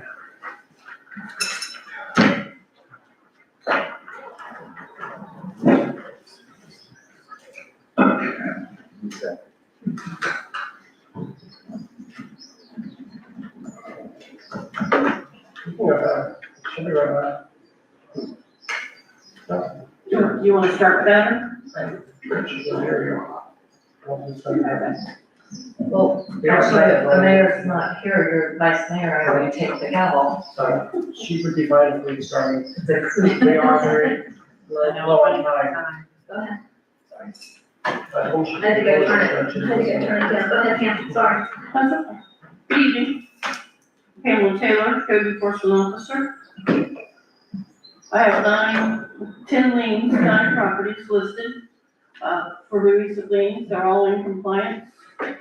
All have different owners. Attorney Don Holmes and I went over every case. I won't speak for him, but, if you have any questions for either of us, we'll be happy to answer them. Well, I noticed that for several of these are our property, most of them having to do with Market Square, because as many of us might remember, when it was no enterprises and then seized by the federal marshals for about a decade, it kind of fell apart. So that seems like an obvious no-brainer that we need to get the lien out against ourselves taken care of. And then the third one under here, or fourth one, was the Lion Knott's house, which is owned by the school district. And hopefully it's going to be owned by us. And that burned down, and obviously it's not a problem anymore. So I mean, it just seems like this is good housekeeping. We just need to get rid of this and take care of these, or get rid of the liens. We did meet, and we went over each case individually. We considered the assessed value, we considered the age of the lien, we considered the status of the file and what the chances of actually moving forward with any kind of lien foreclosure would be. And I think we made a decision on each one on a case-by-case basis, so So you are agreed with these? I am. Do I need to make a motion on each one? Motion, please, I'll entertain a motion. I move that we release the code enforcement liens on these, was it 9 properties? Yes, 9 properties, as listed in our packet. Can I have a second? Anybody, second? I think, Okay, we have a motion and a second. Do we have any discussion? I have a question. Okay. So, okay, in prior years, there was our policy that we wanted property owners to pay at least the administrative fee. We had discussions about, people buying or taking title to property, that had the lien, and that they should be willing to pay us the administrative fee. But, it appears to me that we are making a switch in our position. We're not worried about, recouping any administrative fees or whatever. Is that mainly because of the age of the liens, Mr. Holmes? In general, the quality of these liens is not good. Okay. As Mr. Laurie indicated, one of them your own property. Right, saw that, Made a lot of yeah. sense to I have saw a lien that. on your own property. Okay. Some of the liens were on property that had relatively little value. According, and all we could, without, obviously it isn't feasible to do an appraisal, we would buy the market value that's contained on the property appraiser's roll. The age of the lien, and, you know, what would be involved in attempting to, should you wish, move forward with a lien foreclosure action. You know, at the code enforcement level, where you're talking about a lien reduction that somebody's applying for, I totally understand and I believe and agree with you that it makes sense to agree to reduce the amount of the fine in the event the property's in compliance and the person pays the actual amount that you're reducing the fine to within a certain period of time. But when you're dealing with an old lien, you're not really in communication with a lot of the property owners, as in this case, you aren't, either because it's heirs property or what other reason. At that point, to try to get a partial payment of the amount that's owed is pretty much an exercise in futility, not to mention that it's an exercise that requires time and effort and expenditure. So these liens, I'm not saying, from my perspective, I'm not suggesting you change your policy of attempting to get at admin costs, but I think that's best done at the lien reduction stage rather than when you're going back, looking at old liens and trying to get them off the books, from my perspective. And that's fine, and if I could, Mayor, I just asked that because people have heard many of these discussions, and I just want to make sure we're clear for the public on what we are doing with this. I agree with you. I mean, I think that, if you're you've got a current fine that someone's coming in and they're gonna buy the property or whatever, and they're asking for a lien reduction, I totally agree with you that it's prudent to agree to reduce the amount conditioned upon the reduced amount being actually paid within a short period of time, or the alternative, the lien reverts back to its original, or the fine reverts back to the original. But this is a different case where you're going back and looking at a lot of old liens. Some of these were 18, 19 years old, 17 years old, right? Yes, Well, almost back in 2004. So we're talking about a different animal on these. And also, I think this is one of those, I know last year, something we had a case where an owner came in, didn't realize it was like $200-something thousand, and then we have to hear it. It's just really kind of embarrassing, and also just a sign that we're not keeping up with things.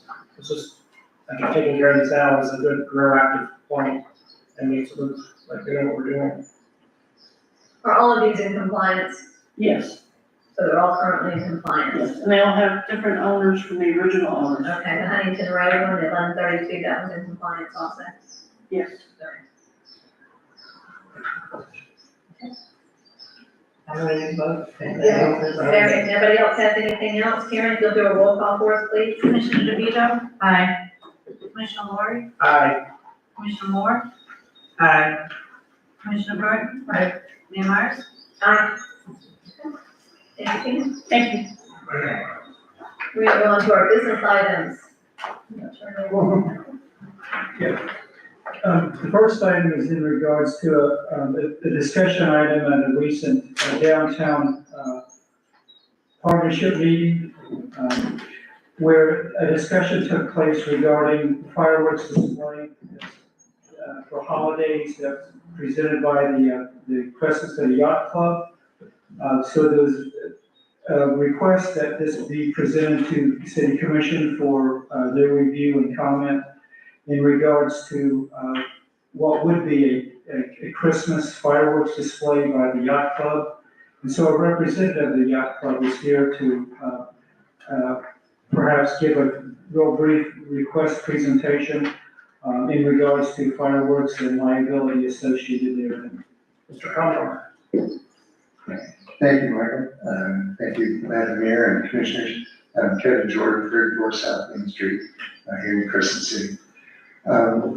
As you know, beginning in 2013, the Crescent City Yacht Club had the privilege of hosting a annual fireworks event around the 4th of July celebration. Typically, we schedule this for the last Saturday in June, and we've done it every year since that's become an annual festivity.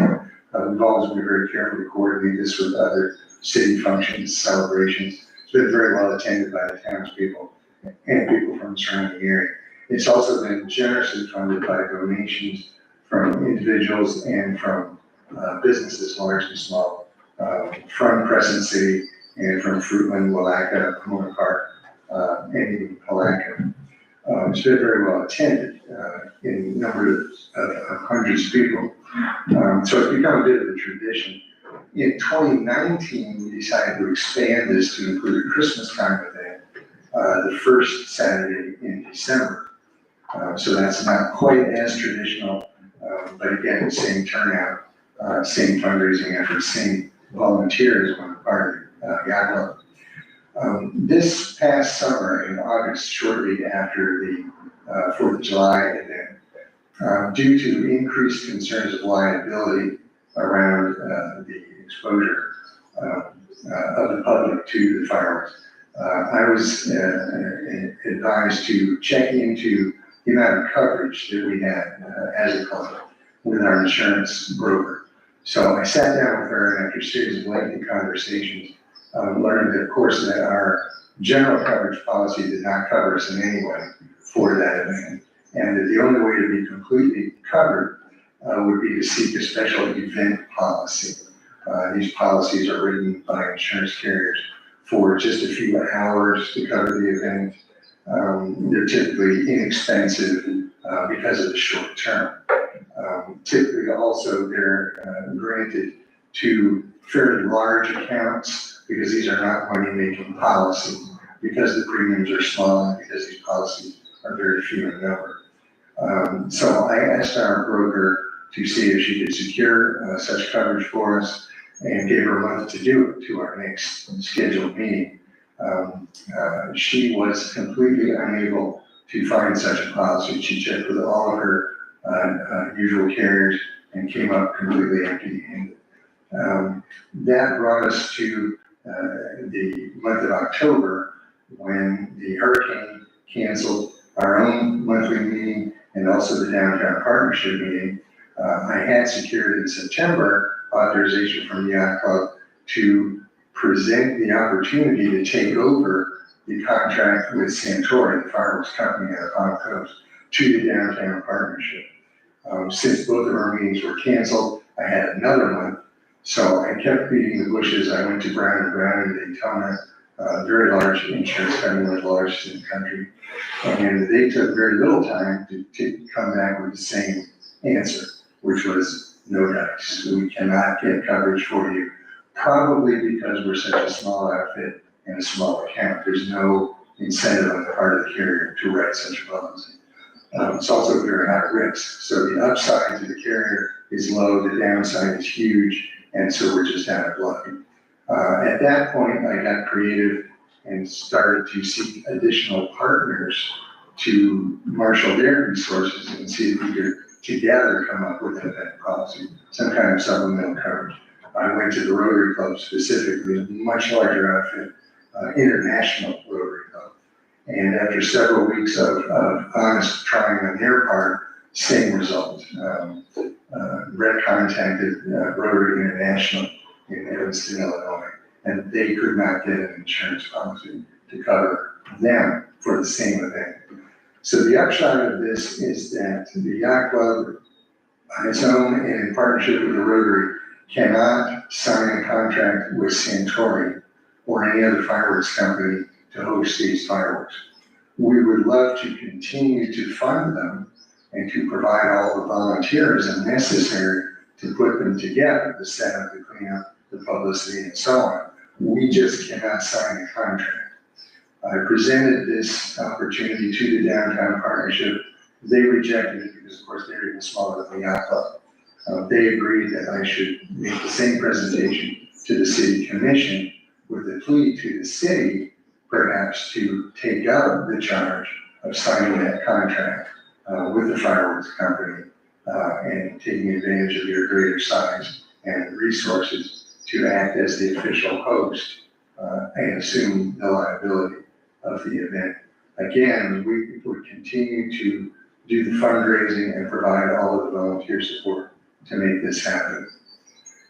The temporary tentative deadline of December 7th, which has been flashing on your sign outside for several days now, maybe a couple of weeks, might be addressed. The deadline, having talked to Eric at Santori just a few hours ago, to pull off a December 7th event is this Friday. So be advised that this isn't a crunch, and it's because of all the time that we took to be sure of the bad news and to schedule these presentations as scheduled meetings. So that's the situation that we find ourselves in. Yes, go ahead. Have we gone to FMIT, this is Michael, you want to talk about that? sorry, sure. Yeah, it's kind of a little bit of a challenging question because we're not really sure who would bore the insurance. And as I explain, I'll give a little more detail. Our current property, casualty, personal liability insurance coverage is through a policy we have in Florida League of Cities.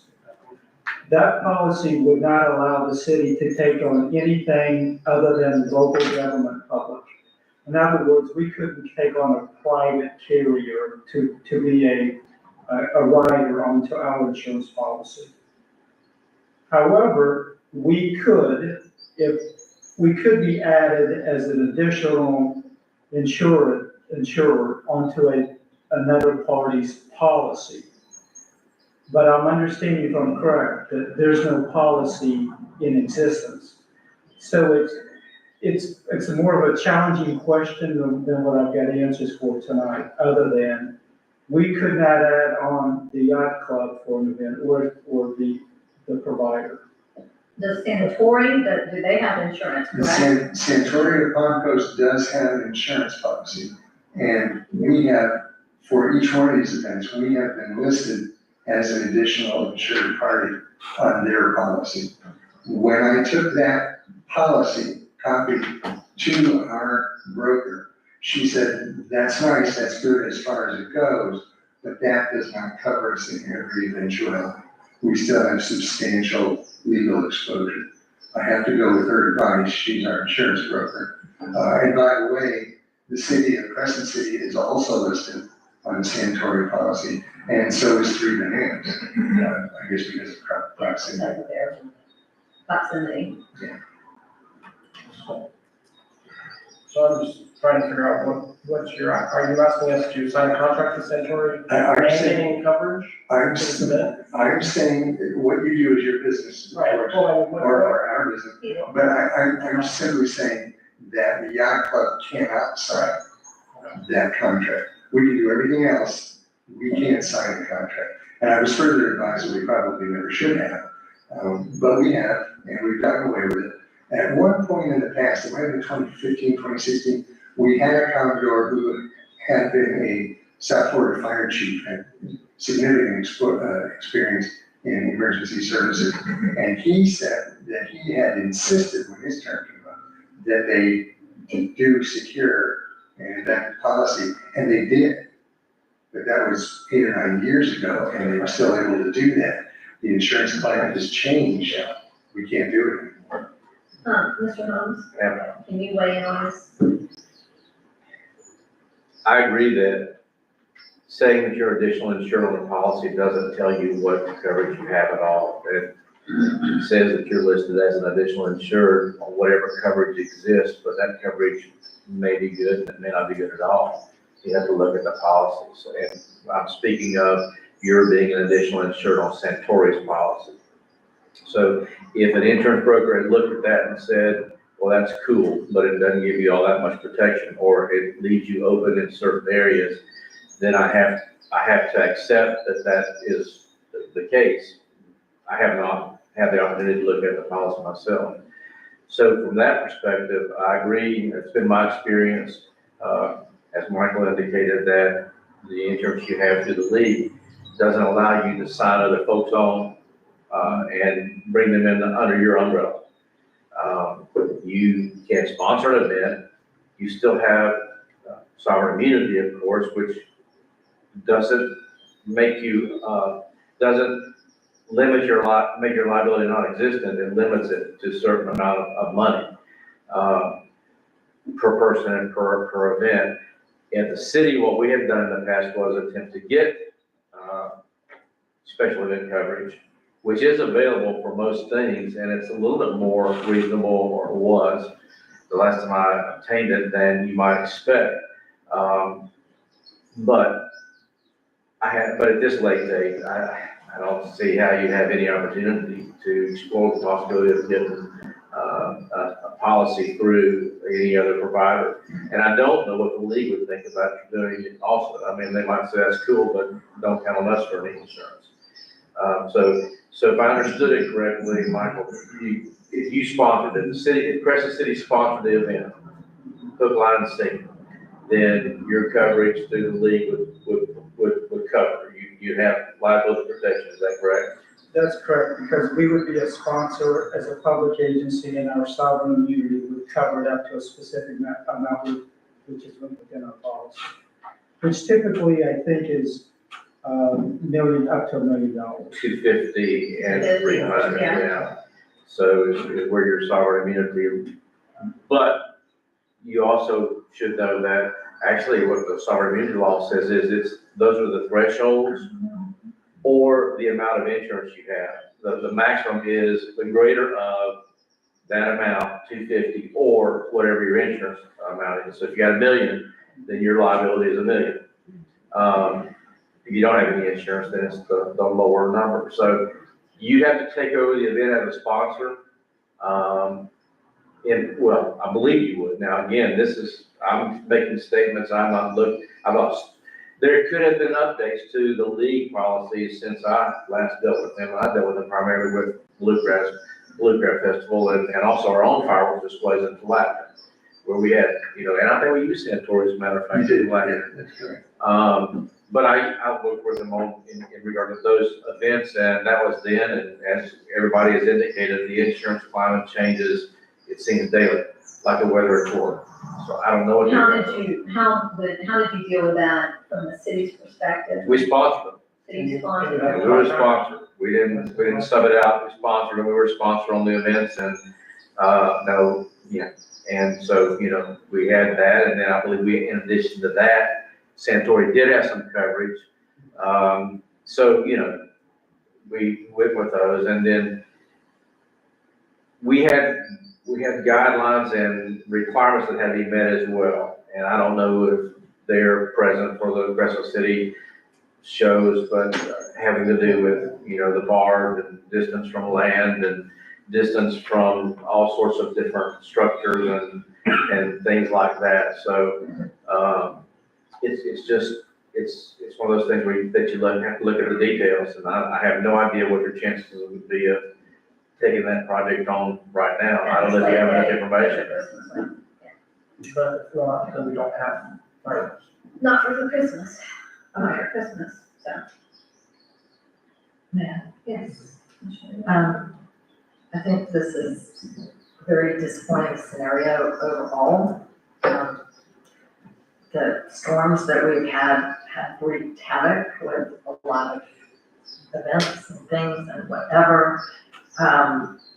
I just don't think it makes sense for the city to take the risk and try, we don't even have the Santori contract. I just don't see how it would be responsible of us to look into being a sponsor for something happening on December 7th. I can see us looking at it for July. I think that's a very reasonable thing to do. Can you make a motion? Can you make a motion, please? Sure.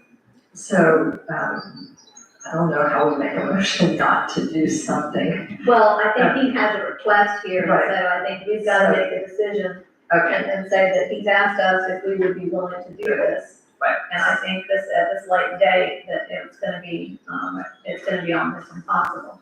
What's the actual cost of the city to do this? To increase instead of insurance? We don't have. Yeah, there will be, they won't do it, so they won't. I mean, we could do the event, we just don't know how much more it's gonna cost, but I think at this late date, I mean, we're halfway into only a couple of weeks out. So I don't know if we can pull this off, and Santori has to know this by Friday. And now that, if I may, that is for a December 7th date. Santori is available the days between Christmas and New Year's. And they may be available after New Year's, they're not available on New Year's. So if you wanted to bump it back a couple of weeks, you could at this point. It's still short time. And What's the amount of the Santori contract? yeah, I don't know, I think. You don't know how much you pay? The coverage, I don't know. No, I'm talking about Oh, the pay, oh, the cost to have a power system. the cost is approximately $1,000 a minute, it was $8,000 for 8 minutes. And have you had donations? We're about halfway there in our fireworks fund. We have the other half in our general fund, which we could raise if we had to.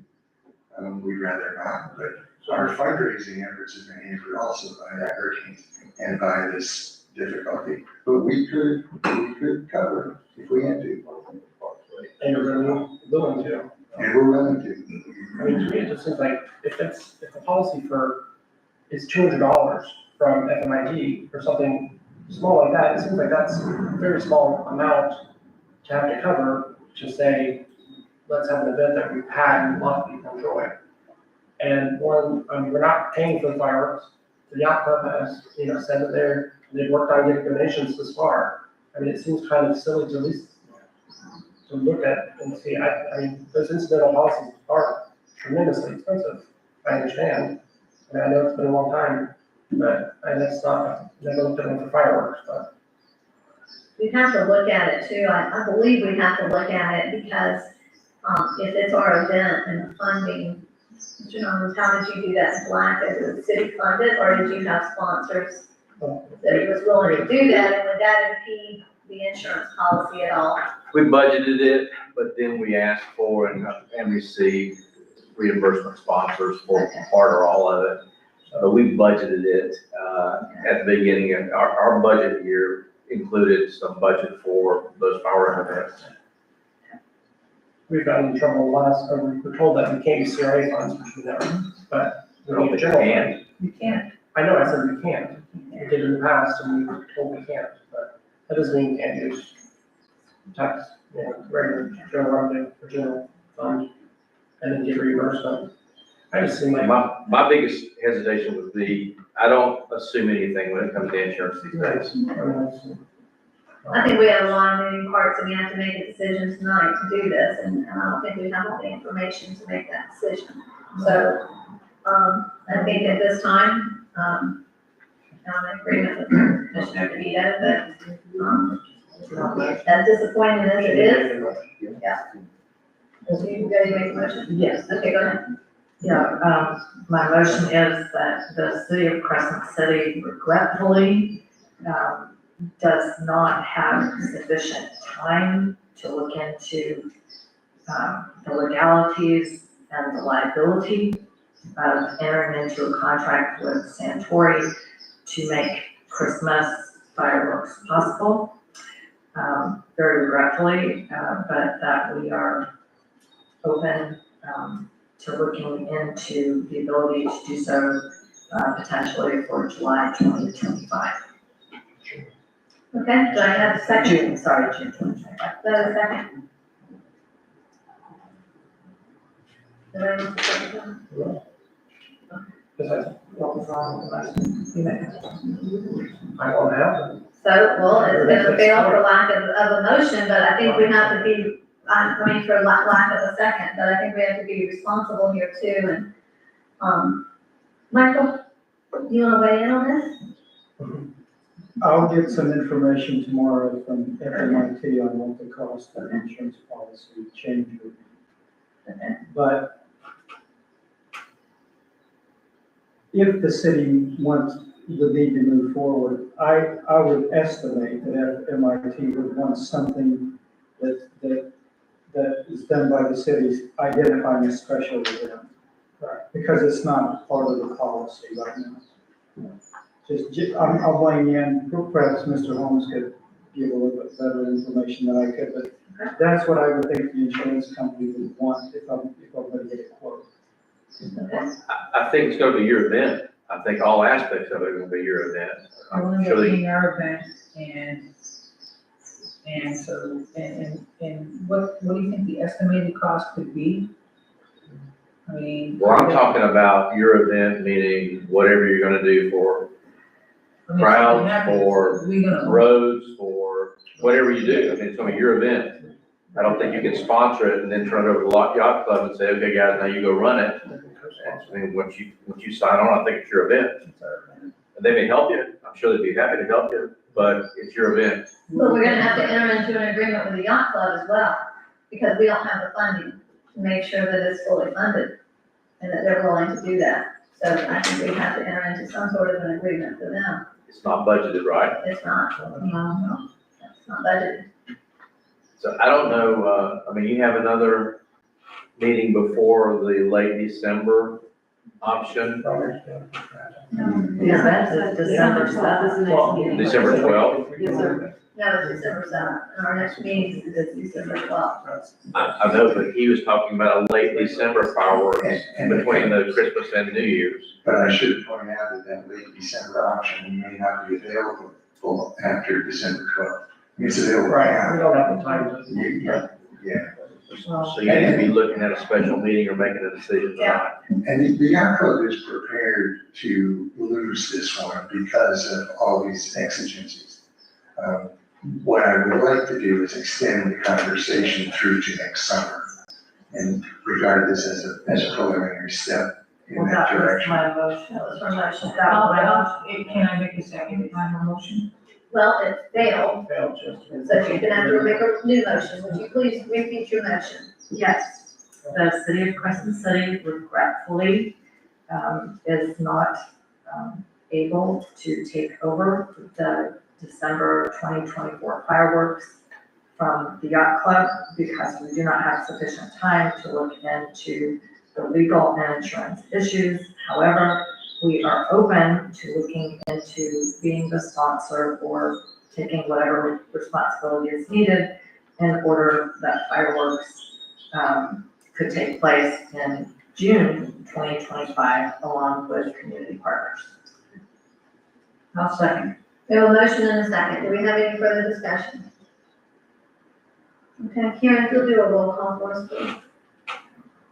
Commissioner Burton, Aye. Commissioner Moore, Aye. Commissioner Lori, Aye. Commissioner DeVito, Aye. Mayor Myers. Aye. Thank you for the presentation, thank you for Thank you, your Carmen. time tonight. And not to mention the fact we have another storm brewing out there. I don't know if any of you have been watching the news, but there is another storm brewing and we don't know what's gonna happen with it, so. Thank you, Carol, for everything. Okay, so with that, let's move on to the, go ahead, Michael, with the road closures for the parade. Yes, is this in regards to the December 7th? Seven. So this would be a proposed road closures for the Christmas event parade, and I believe it would be for primarily Central Avenue closure. No, this one's gonna be for Summit 17. Parade. Would be from 1, the parade started at 1. Now, what about the holiday market? Maybe those would be. We're not there. That's gonna be an issue with the park. I have a meeting with, the promotions chair tomorrow. Okay. The holiday market, like, right now, since we don't have fireworks, there's really no sense in doing it on Central. Okay, so we'll have, this is a parade, and this was something that was done by the Lions Clubs and the Downtown Partnership took it over last year. The Downtown Partnership, the person who was really behind it, she's no longer, she's involved in 2 teenagers. She's not able to do that this year, she's turned it over. They reached out to the Rotary Club, the Downtown Partnership did, and, the Rotary Club, while they said they were happy to do it, a lot of things have taken place, the storm has put us behind. And so now I spoke to Ms. Braddock, we had a long conversation the other day, and said that the city could do this, the parade, because of course everybody wants the parade, that the city could do the parade, and that we would take care of making the phone calls, and that the Rotary would help us with the, organization the day of, correct? Or this is the line. So this would be something that would be more of the city taking this on. Everybody, we had a great parade last year. We had hoped for a good parade, and we had one. And so we don't want to let that momentum go. I hope we can pull that momentum off. It's late date, we've had a lot going on. So that's what this would be. So this would be approval of that, with the city stepping in to make sure that the parade happens as a sponsor, with the help of the Rotary Club. So, Mr. Holmes, would you be able to do that? You're gonna be the sponsor? Yeah, It's your event. okay. Rotary Club will be assisting volunteer basis. Would we have to do the special event, a writer on that for a special event? I would call FMIT and ask, just to make sure, it never hurts one phone call. But that's a traditional, conventional sort of thing. Unless you're gonna do something particularly bizarre in the parade, I wouldn't think that would raise too many eyebrows. It's not going to be. It should. So, Mayor, I have a question. Yes? Okay, so essentially, the city downtown partnership is not doing this parade. No. Their parade person is taking a break. So the city would be the sponsor. We would have to organize the participants. Is that what I'm understanding? Have we been left a list? Yes, I have a very extensive list, Okay, contact information. so does that mean that city commissioners need to divide up the list and make the calls? If city commissioners would like to do that, I would welcome that. If not, I was planning on doing that, stepping in and doing that. And so it wouldn't be burdensome on anybody, because I want to make sure that we have this parade. But if city commissioners wants to divide this list up, absolutely you can divide the list up. Sure, but I'm just saying, it's on us because there's really nobody on city staff. No, city staff. That has a responsibility to put on parades. Well, and then we don't want to burden them. They've got enough on that. That's my point. Okay. You may have somebody from Rotary Club who volunteered to do that too. For years, we had someone in Palatka who did, Well, like I not from the said, government. and Mary Ann has been trying to, get our attention for this for some time.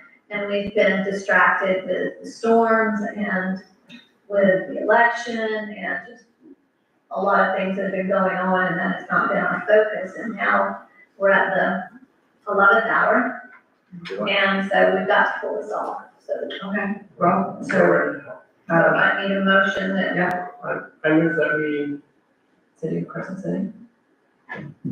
that we have the holiday parade, or Christmas parades are on December 6th. Is it 6th? Seventh. At 1 o'clock, and that the city of Crescent City be the sponsor, and Rotary is willing to assist the volunteers to help out. I thought the parade was usually at 11 or noon. Well, they moved it to try to accommodate, because we have so many functions going on. We've got the tea that day, and a lot of people said that the parade, when it was scheduled, because they had it at 10, and they moved it to 11, and it just got away with a lot of things. So that's, I can't control the weather. I'm just thinking about my motion. Oh, okay. I cannot control the weather, but it's outside my schedule. Okay, so we have a motion? I'll second. We have a motion and a second. Do we have any further discussion? And does the commission, is all members in agreement that we're gonna divide this list up and conquer? Okay, we'll get that out to y'all tomorrow. We'll try to divide it as equally as we can. Karen, you'll do a roll call for us, please. Commissioner DeVito? Aye. Commissioner Lori? Aye. Commissioner Moore? Aye. Commissioner Burton? Aye. Mayor Myers? Okay. It's on us. So, thank you. Mary Ann, thank you very much for your wisdom and for your assistance and keep prodding us. So, we'll pull it off. We'll pull it off. Okay, so that leads us to the next one. Road closures for the holiday market. Don't need that any longer. Don't need that anymore. The next item is discussion on city marquee. Just a little bit of background, the digital sign out front was installed a few years ago, and so it's gotten old. It was installed, actually bought in 2002, 2003, and the first purchase we made with Better Place by dollars. So it is, and it came from the old city hall to the new, to this city hall. So yes, it is old, that's an understanding. It is very old and it works when it wants to work. As you can tell, I That sounds just, like me. and all of us, yeah, right. But I did a lot of research, as you can see in your packets, you got a lot of research done. I did try reaching out to the company that basically installed it. We are in a new century, I believe, and, the marquee is so old that it won't even allow us to repair it. So, my recommendation is, to go with the first company, which is Sign Command, which is Stewart Signs, I believe. Let me tell you a little bit about their history. Actually, I can be overseas in England and work that marquee. It can be done, or it Because can, if you only knew where she has to sit in order to do I have to that. sit in a dungeon, and my computer in there is so old that it's, DOS, it's running DOS, just so you know. It's very old, it's very old, and we cannot put a new system in there to accommodate the program. So it's very old. So you're recommending the one by Stewart Signs? I'm recommending the first one, which we've worked with, and they're supposed to give me a, quote on how much the installation is. But this is not the installation. That's not with installation, But some of them that's the are. one that Michael had worked with, I believe. But some of Now, these, let me ask you a question. Is this gonna be going in the same place as Yes. the original? Yes, Okay, because when I'm looking at the second one is quite a bit higher. right. And that's just, these are just different ones. I'm not asking you to make a decision tonight on which signs you actually want to go with. What I'm asking you is for our future, reference, so that we may be able to, because this is not in our budget. I was gonna say, they're both about 25 and 29. Correct, and, they really all are the same, except for the last quote was $50,000, and that was from the same company that we have the sign with now. we should also keep in mind too, that we might bring this with us. for the- So and, I mean, we are able to run it on anything, like I said, it goes anywhere from the 30,000 to 54,000, price range. I did do a lot of homework on all of these, and I think Michael and I both agreed that the first one was the best option for us, where any one of us workers can work on it elsewhere. If there was a storm coming in and I got internet at home, I can work on it here. They should all be in the cloud. Okay. It's all technology. You can find out about the installation cost. Yes, ma'am. I just wanted to give you guys, this is just something that we're looking at, for our future, when we do have. I noticed on this first one too, the screen is actually 3.2 inches high, and 8.5 inches wide, or 8 foot, Yes. 8.5 feet wide, 8 foot, 5 inches wide, 3 feet, 2 inches high. Most of the rest of them are like 2 feet high, which I think is one of the problems we have with this current one, is that you can only put 2 lines of text on it. These you can put a lot more lines of text on it regardless, because it's Exactly. technology. But you still want it to be big enough that you can read it from Yeah, across the exactly. street or from wherever. Yeah. That's Yes, what I'm talking about. otherwise you have to sit there and just hope that the sign, that the light turns red, so you've got. When you're going by, to go exactly. through the whole scroll. Exactly, and not only that, the wires, the one that we have now are underground. So if there's a flood or if there's something going on Okay. underneath, we don't get the sign. But all of these are It's just- LED and all of these will last for 7 years or more in the warranty. Oh, yeah, and we're way past the warranty. Okay. Just so you know, just to give you guys a heads up, that's what we're looking at doing. I did speak with Steve on this, and we're both working together on this as well. Okay. So, I just wanted you to get information and started on that, that's what I was looking for. So commissioners, it's currently about 6 minutes before 10 o'clock. We still have a few items, so if somebody could, extend us, maybe, I think we can have this wrapped up by 10:15. Should be able to. I move that we extend our time of meeting, to 10:15. Okay, do I have a second? Second. Okay, all in favor? Yes. Can we change this around a bit and, just This change? next one should be really quick for the. Right now, I agenda need to software. extend the time. Yes, Commissioner DeVito? Well, I have a very important question for the commission and the city manager that I think I need to ask before we go. Just if we can squeeze that in, but I move to extend this to 10. Okay, do I have a second? Okay, motion and second, all in favor, please say aye. Aye. Opposed, nay. Okay, go ahead, Karen. Okay, so the gym software, this software is supposed to help me with my job. I have been so behind on a lot of things because we do have 8 boards now, and one of them meets weekly. So it's very tough for me to, well, 7, I'm sorry. There's 7 boards now. And it's really tough for me to do a lot of this. So this agenda software is supposed to help my position. All of the clerks across the state of Florida are working, do have agenda software. They have some with minutes, it helps with organization.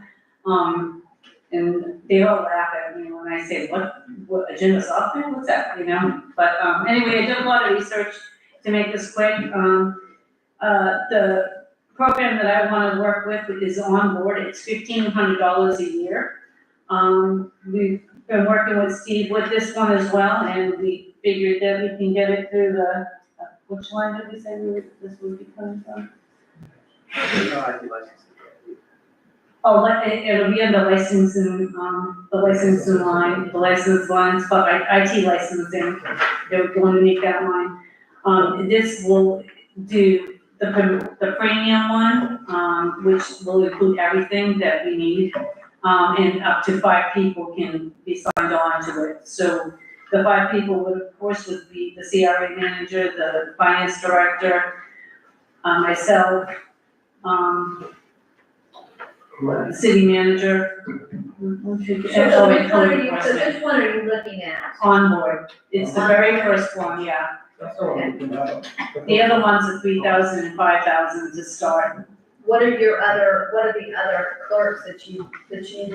Actually, the other ones use Civic Plus, but their potentials are, Civic Plus though is designed for governments, whereas Onboard is designed for just businesses. businesses, and it's very easy to work with. I mean, that's up to you guys, whichever one you wanna I do. mean, sometimes you get what you pay for too. Right. Yeah, that's what I'm more worried about. We've run into So that. they use, most of them use the Civic Plus Management, which is the second one, And Civic Plus also. because that's also with our We Munica, get a 10% discount. so that's up to you, It's the Robert. same company. Right, See, and I'm not exactly sure how this ties into how you're actually using it. I mean, because you're putting in all the information, correct? correct, I'm still gonna be doing that, however, it's a lot easier when Christina has something that needs to go on the CRA. She can jump on there and just do it without me having to, her sending it to me and me putting it in. Okay. It's gonna stop that extra step, and it's gonna stop that step when Steve needs to put something in for finance and Pam for code enforcement. Yeah. They give me all their information, and I have to put this on the agenda, so it's constantly changing. So they're able to just take this and They do should it be able to themselves? just jump right on there and do it themselves on any of these programs. And also, any of these programs, you can take, there's a link that they put on the website itself. So anybody, citizen can jump on there You have to and. retrain these people to do that for you. Yes, I know, but it'll, So, Michael, in dealing with these through the years, is there a recommendation that you have? I'm not a technical expertise in any of these. Civic Plus, I'm familiar with in Yeah. general. So The other ones I'm sure are good. It's probably the one. And part that will help her is it takes the agenda, sets the agenda, and then when she does the minutes, she goes through and just marks down for each item that's on the Each agenda. item, And it makes it, instead of her sitting in Word and typing out every single thing, it makes it, it automates the whole process. It also puts all the packets and agendas on the website, and then if you sign up for the email part, it'll alert you to say that it's ready. So for the, transparency for everyone in the community, they'll get an indication that says that our packet is ready, and they can go to the website and download it. And I mean, it's one of the things that I've talked to you about for a while, was making this process automated. Because right now, even for me, because I get it all electronically, she sends me a PDF, and then I have to put stuff in, and when it gets updated and all this stuff, it's all kind of makes it all a lot easier. It's a lot of money, but it should save her and I a can lot still of time. print out your packets for you, for the people that want to But it'll make print it- it out. It'll give her the, But Civics Plus was the second choice, I just didn't know, I honestly don't know how you guys feel about all this, but it's gonna save so much more time. So will it save us getting an assistant clerk? It will, actually, it actually will, because it actually will, it'll actually, I don't have to work 70 hours. So you need an approval that we need to know what we're paying, how we're paying for this, where this is gonna come under, Right, it's gonna come out of the IT licensing, I believe is what we decided. but do we have the funding to go with Civic Plus and not the other one? Because you said the other one was $1,500 a year. And then, This one is how much? Civics Plus, is 3,600. The ultimate is $3,600, Minus 10% because we do discounts. right, minus the 10%, right, correct. $3,300. And it's a 1,500 implementation. So we got that cash fee or what? Have to take a look. Okay.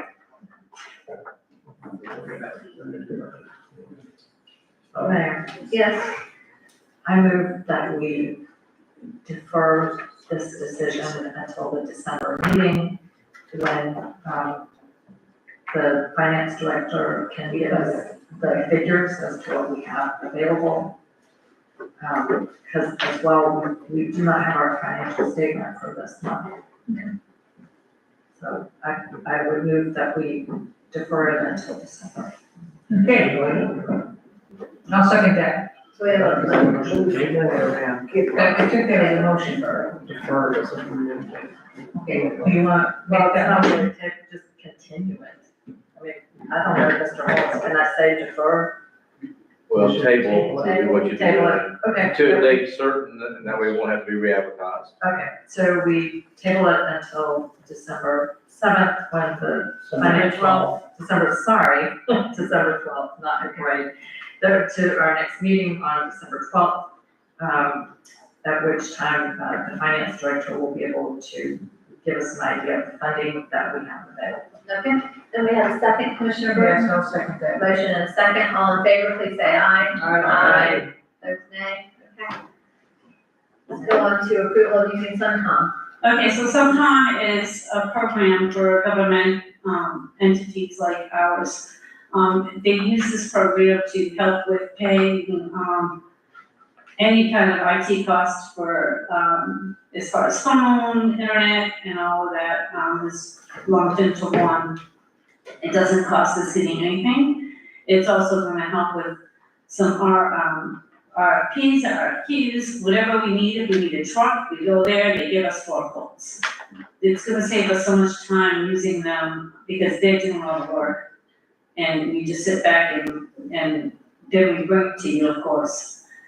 So if we needed a truck tomorrow, we could go on Suncom and there'll be 4 quotes. You just type in what you need, and then they send you 4 quotes.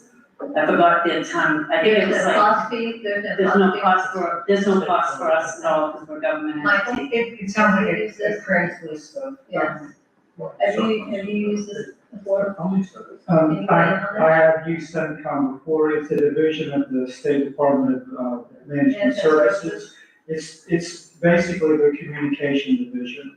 And it allows, local governments to communicate with state agencies or other parties using a cheaper, connection cost through the 800 number.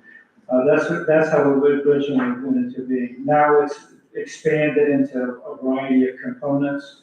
I think it's a great idea, but obviously there's a lot of programming information that we would need to know as far as all the services. But Suncom has been around for a long time. It's very effective, so I think it's a good idea that the city has a connection to them. I do believe Pomona Park and, if I'm not mistaken, Palaca both use Suncom.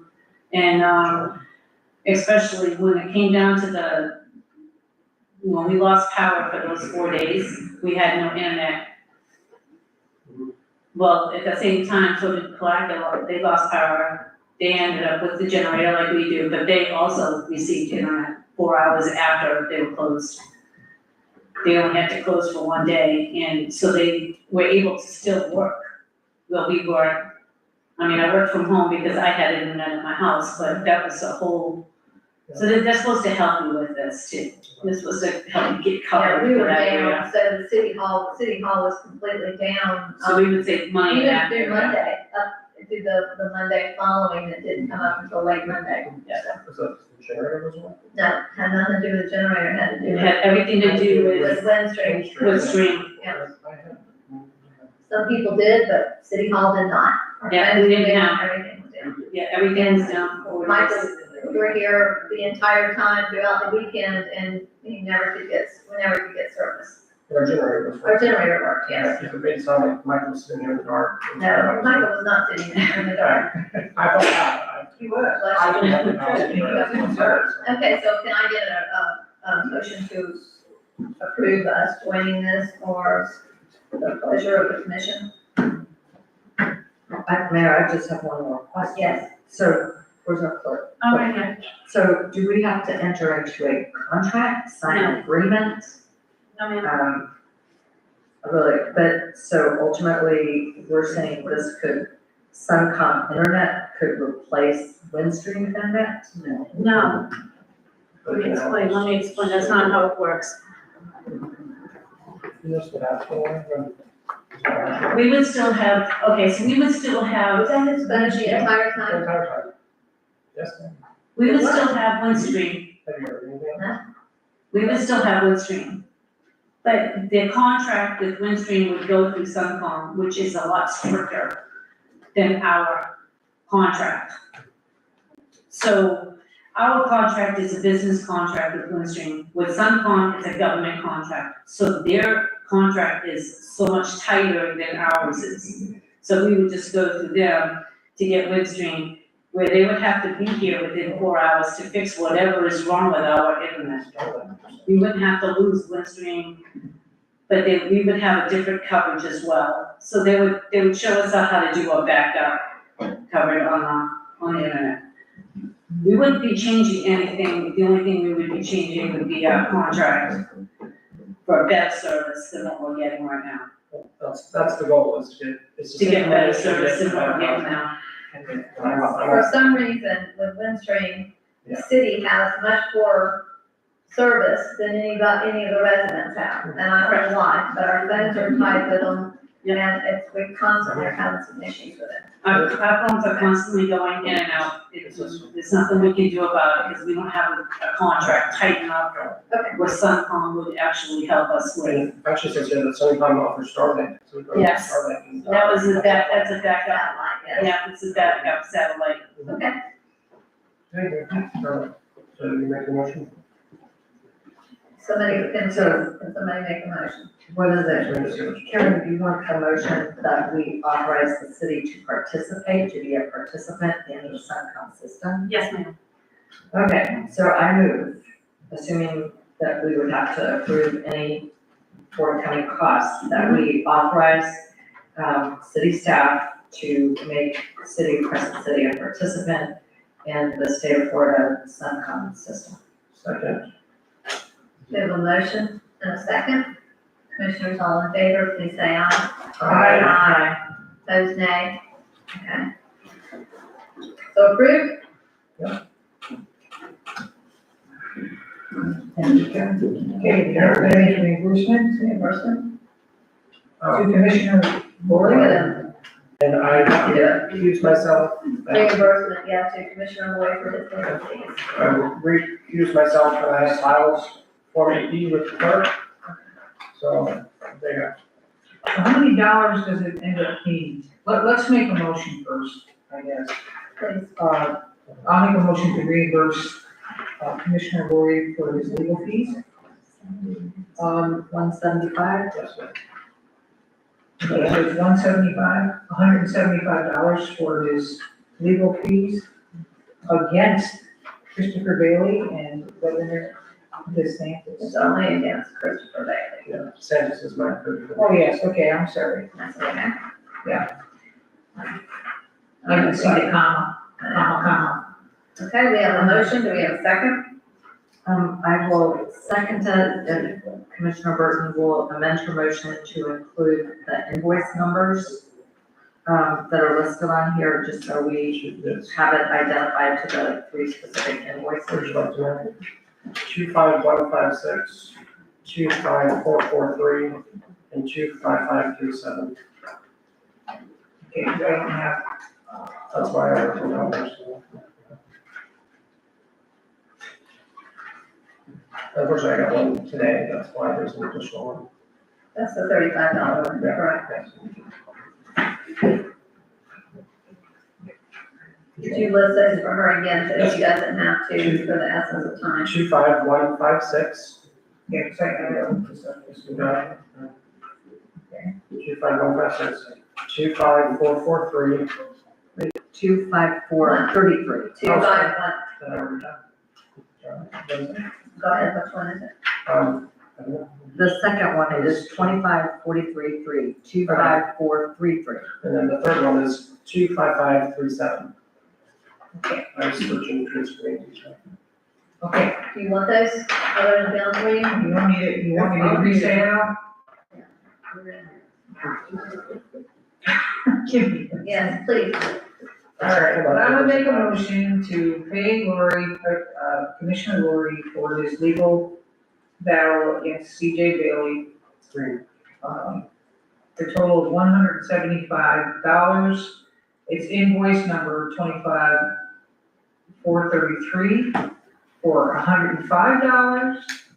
Invoice number 25156 for $35, and invoice number 25537 for $35. This is reimbursement, correct? Okay, Wait, can I get a second, please? Oh, I think I seconded, yes, So you seconded it, I said it was conditional on that, so. Right, I seconded it. Karen, if you'll do a roll call, do we have any discussion on this? I would prefer that all requests for reimbursement be reviewed by the city attorney. These are a fairly small amount. but I think that would be a better practice. Thank you. Here, so do a roll call for us, please. Commissioner DeVito, Aye. Commissioner Ward. Yes. Oh, yeah, Yes, sorry, yes. I apologize. Commissioner Moore, Aye. Commissioner Burton, I gotta think about this. I'm just kidding. Aye. Mayor Myers. Okay, so approved. Okay, I just wanna, before we move on to this next one, I do wanna ask a question. You were sitting next to Mr. Dodge? Yes. Was that his phone? He had his phone, he was holding his No, phone. it was not. It was coming through that speaker up there. Okay. But it's not made a noise since he's It left. hasn't, No, it just shut off just a few minutes ago. It's still going. It even got changed the tune and got louder. It's your turn on. okay. Okay, I just wanna make sure because it was, It was very annoying. pretty active. It was very active and very annoying, so, Point of order, your meeting's about to end, thank you. so unless you want to extend it again. Yes, I move that we extend our meeting for an additional 10 minutes, so we don't have to use that. I think we can get this done in about a minute. We basically are looking for a date for a workshop. Commissioner DeVito has a question she wants to ask everyone, so she has, so we have a motion, do I have a second? All in favor, please say aye. Aye. Aye. Okay, Okay. so let's go to this, no, we're doing the golf cart ordinance workshop. So, Everybody have a date in mind? no. Honestly, we've got a lot going on in the next, so I don't know that we can do this until the 1st of January. Okay. That would be on January. Workshop. Well, so do we want to table this decision until the December meeting? Well, we can do that too. I think I would. We have a habit of tabling meetings and forgetting about them, though. I would just like to mention. So please give me a motion. Well, I mean, that's whatever anybody wants to do. Do we want to try to pick a date in January? Does anybody have a date in mind? The week after our meeting. No, sorry. The week of our meeting. When's our meeting? Our meeting The is. ninth, you want to do it on the seventh? The Tuesday prior to? Yes. Is that Super Bowl Sunday or anything? No. Well, no, That's Tuesday. That's a Tuesday. So, whatever. Sunday, I mean, I don't know. Sunday. Is it anything sports? Don't do anything with football, give me that. It's getting late, you know? And then Getting late. Okay, so let's try to close the 7th, at 3, is that what we do? 3 o'clock, 3 or 2, that's fine. okay? Everyone in favor? We got a motion. And that's for golf cart? Golf cart. Yes, I mean, are you moving that or no? Yes, I move that we schedule a workshop on, looking at our golf cart ordinance on Tuesday, January 7th at 3 p.m. Okay. I'll second. Okay, we have a motion and a second, do we have any other discussion? Guys? Hope no one's going to ski. All in favor, please say aye. Aye. Those nay? Okay, so moved. Michael, you have your city manager's report, is there anything that you would like to bring to our attention? No, this one. Okay. Attorney? Nothing? City commission, we've already covered enough. So I should have a motion to adjourn. I have a very important question. It has to do with the hiring of our hiring process for the city manager. Yes. Okay, so, and I sent this question to Mr. Brohart, but I don't think he saw it on my list, so. We did, November- but you gave them a very extensive list. The I day know, of the I know, meeting. it's fine, it's The fine. day of the meeting. I know, it's fine. So my question is, what is our timeline? I know the deadline for the cutoff for applications is November 15th, right? Yes. So one thing we had discussed was hiring a service to do background checks. I don't know what our timeline is. I think we need to be reminded of that. is anything in process to find that, firm or choice of firms for us to give that responsibility to? I believe Sheila is working with that. Sheila is, yes. And Sheila I sent is. that request to her. Yeah, so Sheila's working on that. We only had 3 applicants. Three, and she's sent it out to the world. And she's got several, but none of them that were really, have any, not even, and so she's had 3. She's had 3, so what I don't know is, when do the senior advisors? She's already forwarded them to him. Okay, but at some point, they will say, we want to bring you resumes, and then at that point, we will have to have, an appropriate agency or firm to do the background checks. So we still have time to approve that or decide on it at the December 12th meeting. I would think so. Okay. Because they're gonna have to process them, and they're gonna have to look at them, and like I said, it just closes the end of this week. Right. So, my understanding is, and she's already sent those ones, so they can get started on that. Right. And if we have to pull a special meeting prior to, then we can call a special meeting. If Okay. they can get it sooner than that, or if we don't get 5 applicants. Right. That could be, a lot of people right now looking for city managers. Yeah. So, Okay, so just speaking of things that, Commissioner Lori said, sometimes we forget, I'll make sure we keep that on our radar screen, and it would be very helpful. we don't have to worry about that, Mr. Hart will keep that on our radar screen. Okay, and to have the timeline, I didn't see it in the minutes, the senior advisors gave us a timeline. Would be good to have that. So that was what I had. Yes. 2 items. One thing is, there's a new Florida statute that it says that we have to have training and a system put in place for cybersecurity. We do not. In fact, we have, I don't know. Karen can speak to that, they went through the training. We went through the training, They there was were, 12 of us, I'm Yes. sorry, 7 of us that went through the training. And how We are on top. Actually, our city has the best program right now for internet security. Inspired has us on the top of the line. well, that also needs to extend to all of us as employees of the city. So we need to all go through training. The Because training that they requested really had no training at all as far as, as far as internet protection. It had Well, that's- nothing to do with any of that. It was just telling you what, actually, it didn't even tell us what we had to look out for. Well, there's reporting that has to be done after, and it comes in, it is effective January 1st. And Cyber Florida, which is part of the University of South Florida, has free services to help us get on board with the right qualifications. And it was something that do you remember seeing that before the City Strong webinar? I went on the website, it was a lot, but I just need to bring that up. I don't think maybe someone needs to meet or I can talk to. Michael, will you work with Mark and make sure, and Karen, and clerk?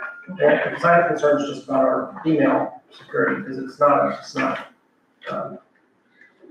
according to, standard consumer, standard enterprise guidelines, we can just search it.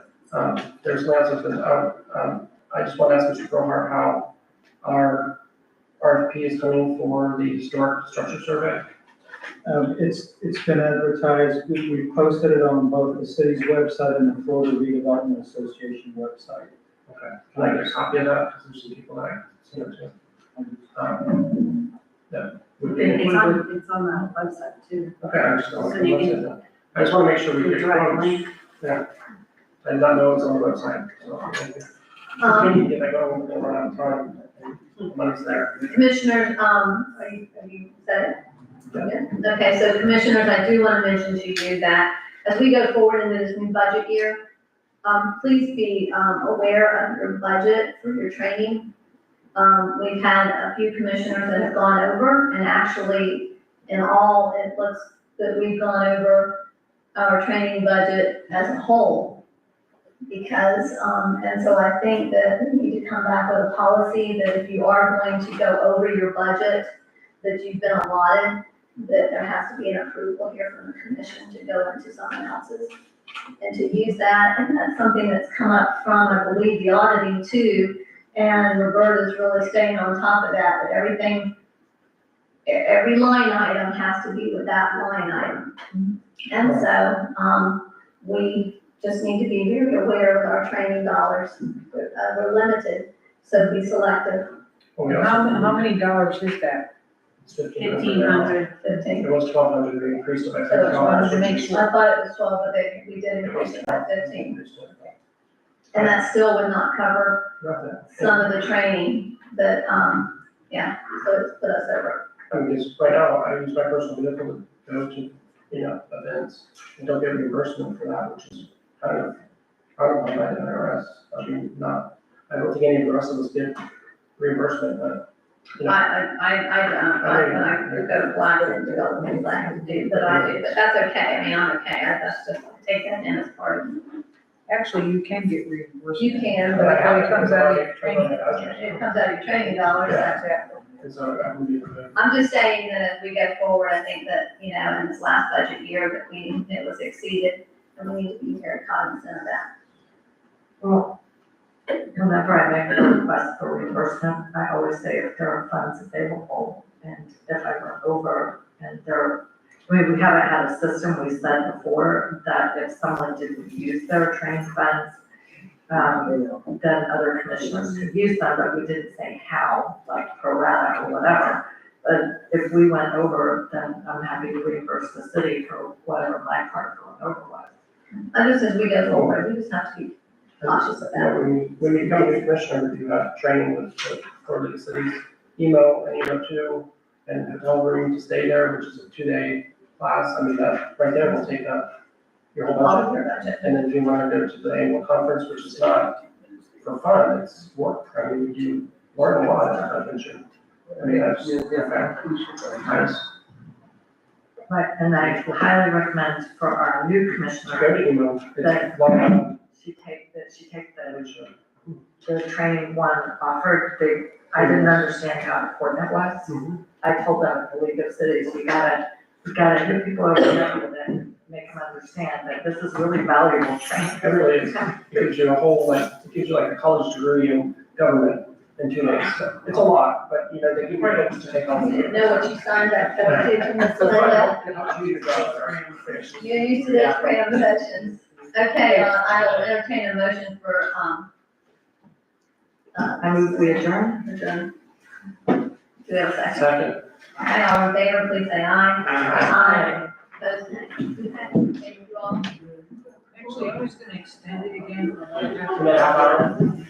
But I changed my mind. I want this stuff.